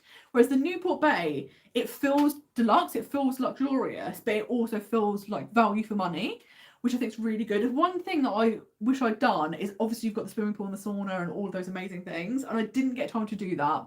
But I think, especially if you're visiting in the winter, after a day in the parks, going having a little sauna in the warm, iconic, so good. So yeah, I absolutely loved it there. I can't wait to hear what you think, because it's so good. It's such a good hotel. Yes, do you know, I'm so glad you love the Cheyenne as well. I think it's so good. It's so fun there. I love that you also have a Starbucks, and it's great, yeah, that they have the coffee pots now. So you're just like, even though it's a value resort, we've got a coffee machine in the room, which is perfect, which is so handy. Yes, guys, it's so interesting to hear your stay at Marvel. And it's that thing, like you say, that it's nice, but it's overpriced for what it is.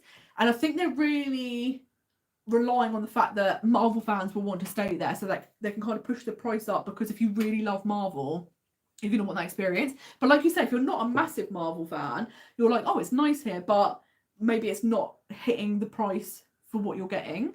So that's really interesting. But yes, Newport Bay is amazing. Or yeah, the Disneyland Hotel I think will be so cute. But I definitely think it's worth visiting in the off season so that you can stay there at a better value price, because the high season prices are wild. I just don't.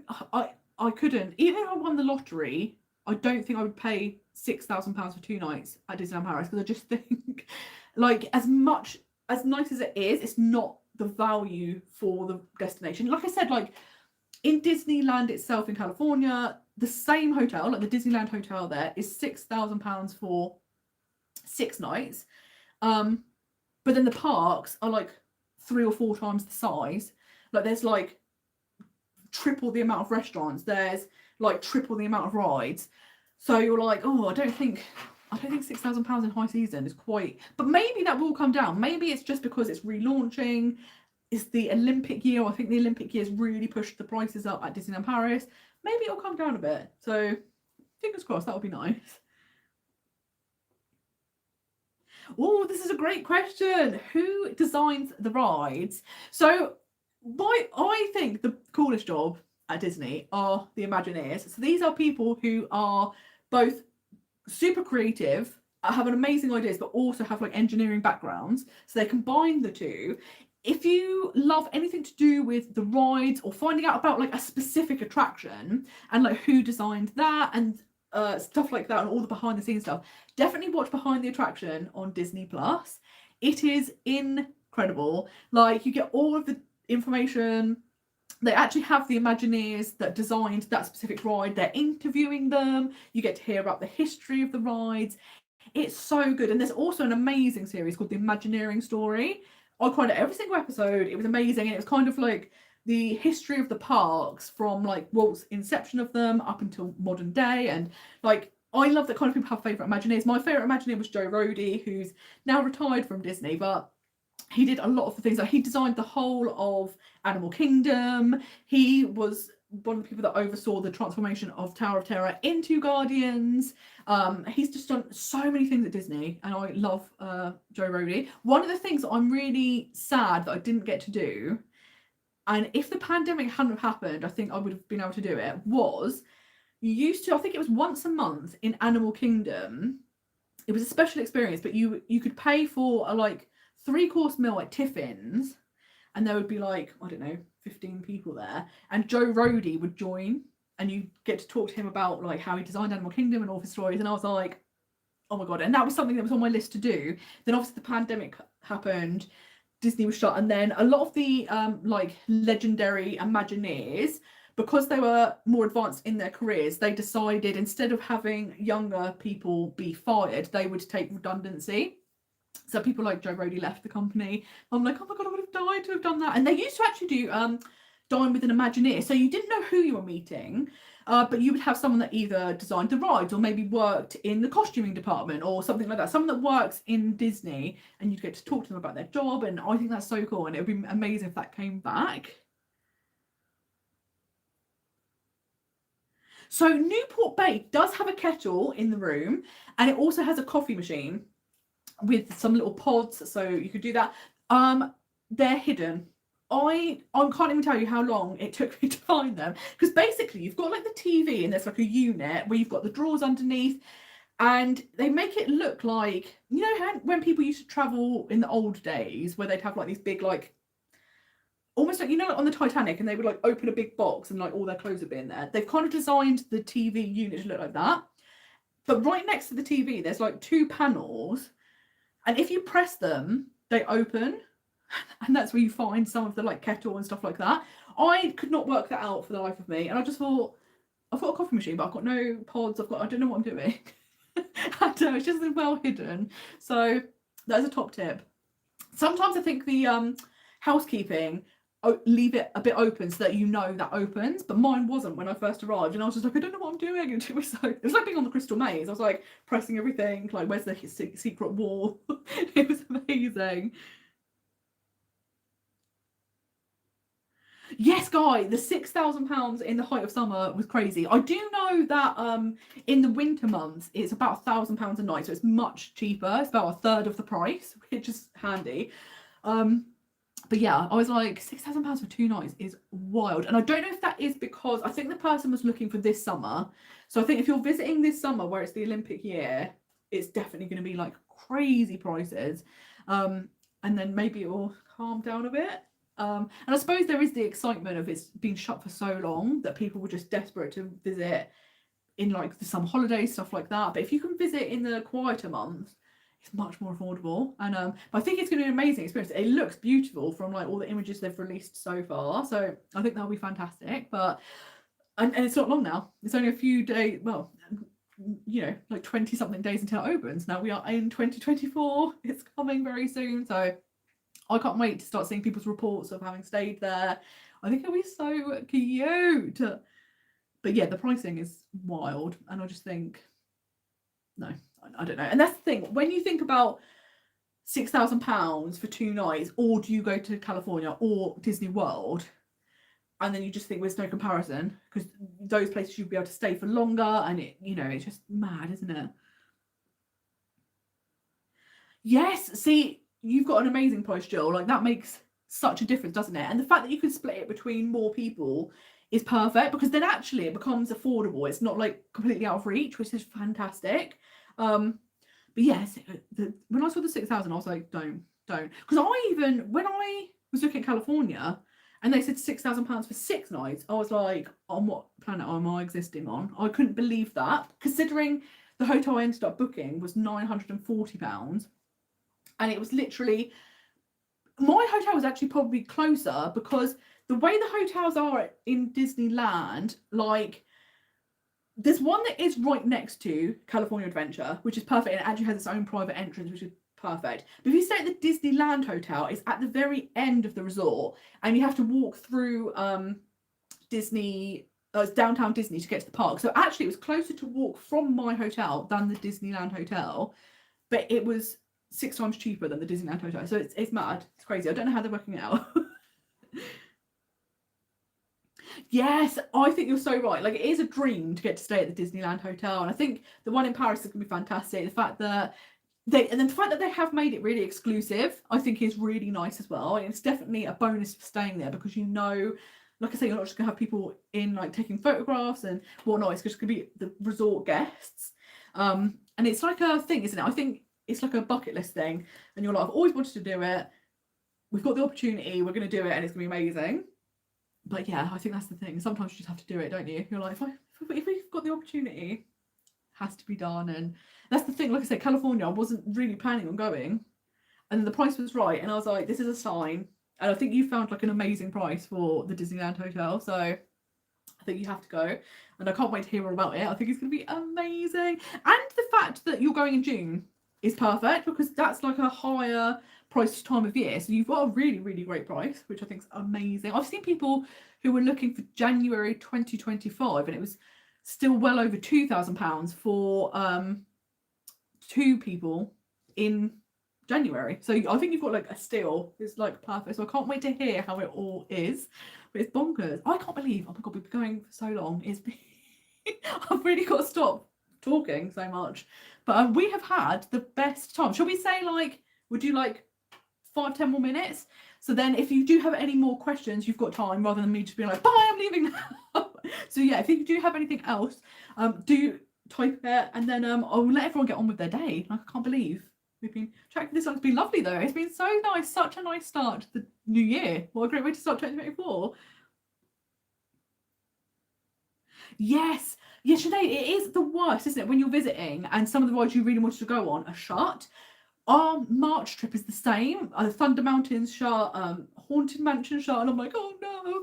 But I would say one ride that I would never miss out on is Haunted Mansion. I really, really love that it's uniquely themed. So although you have similar rides in different parks, the storyline at Disneyland Paris is unique to Disneyland Paris. So definitely go on that. I love the Pirates of the Caribbean in Disneyland Paris. I think that is really, really excellent. It's so, so good. I really enjoy the Spider-Man ride in the Studios Park. And it's one of those things that I thought, oh, it'd just be like a fun ride. It's so good. Like, I really, really enjoy that. That's a really great ride for extra magic hours, because you can save a lot of time, and it also has a single rider queue, which can help you save time, which is great. I really love Ratatouille as well. I think it's so cute. It's one of my favorite like Disney Pixar films. I think it's so underrated, and being in France, being on Ratatouille is like next level.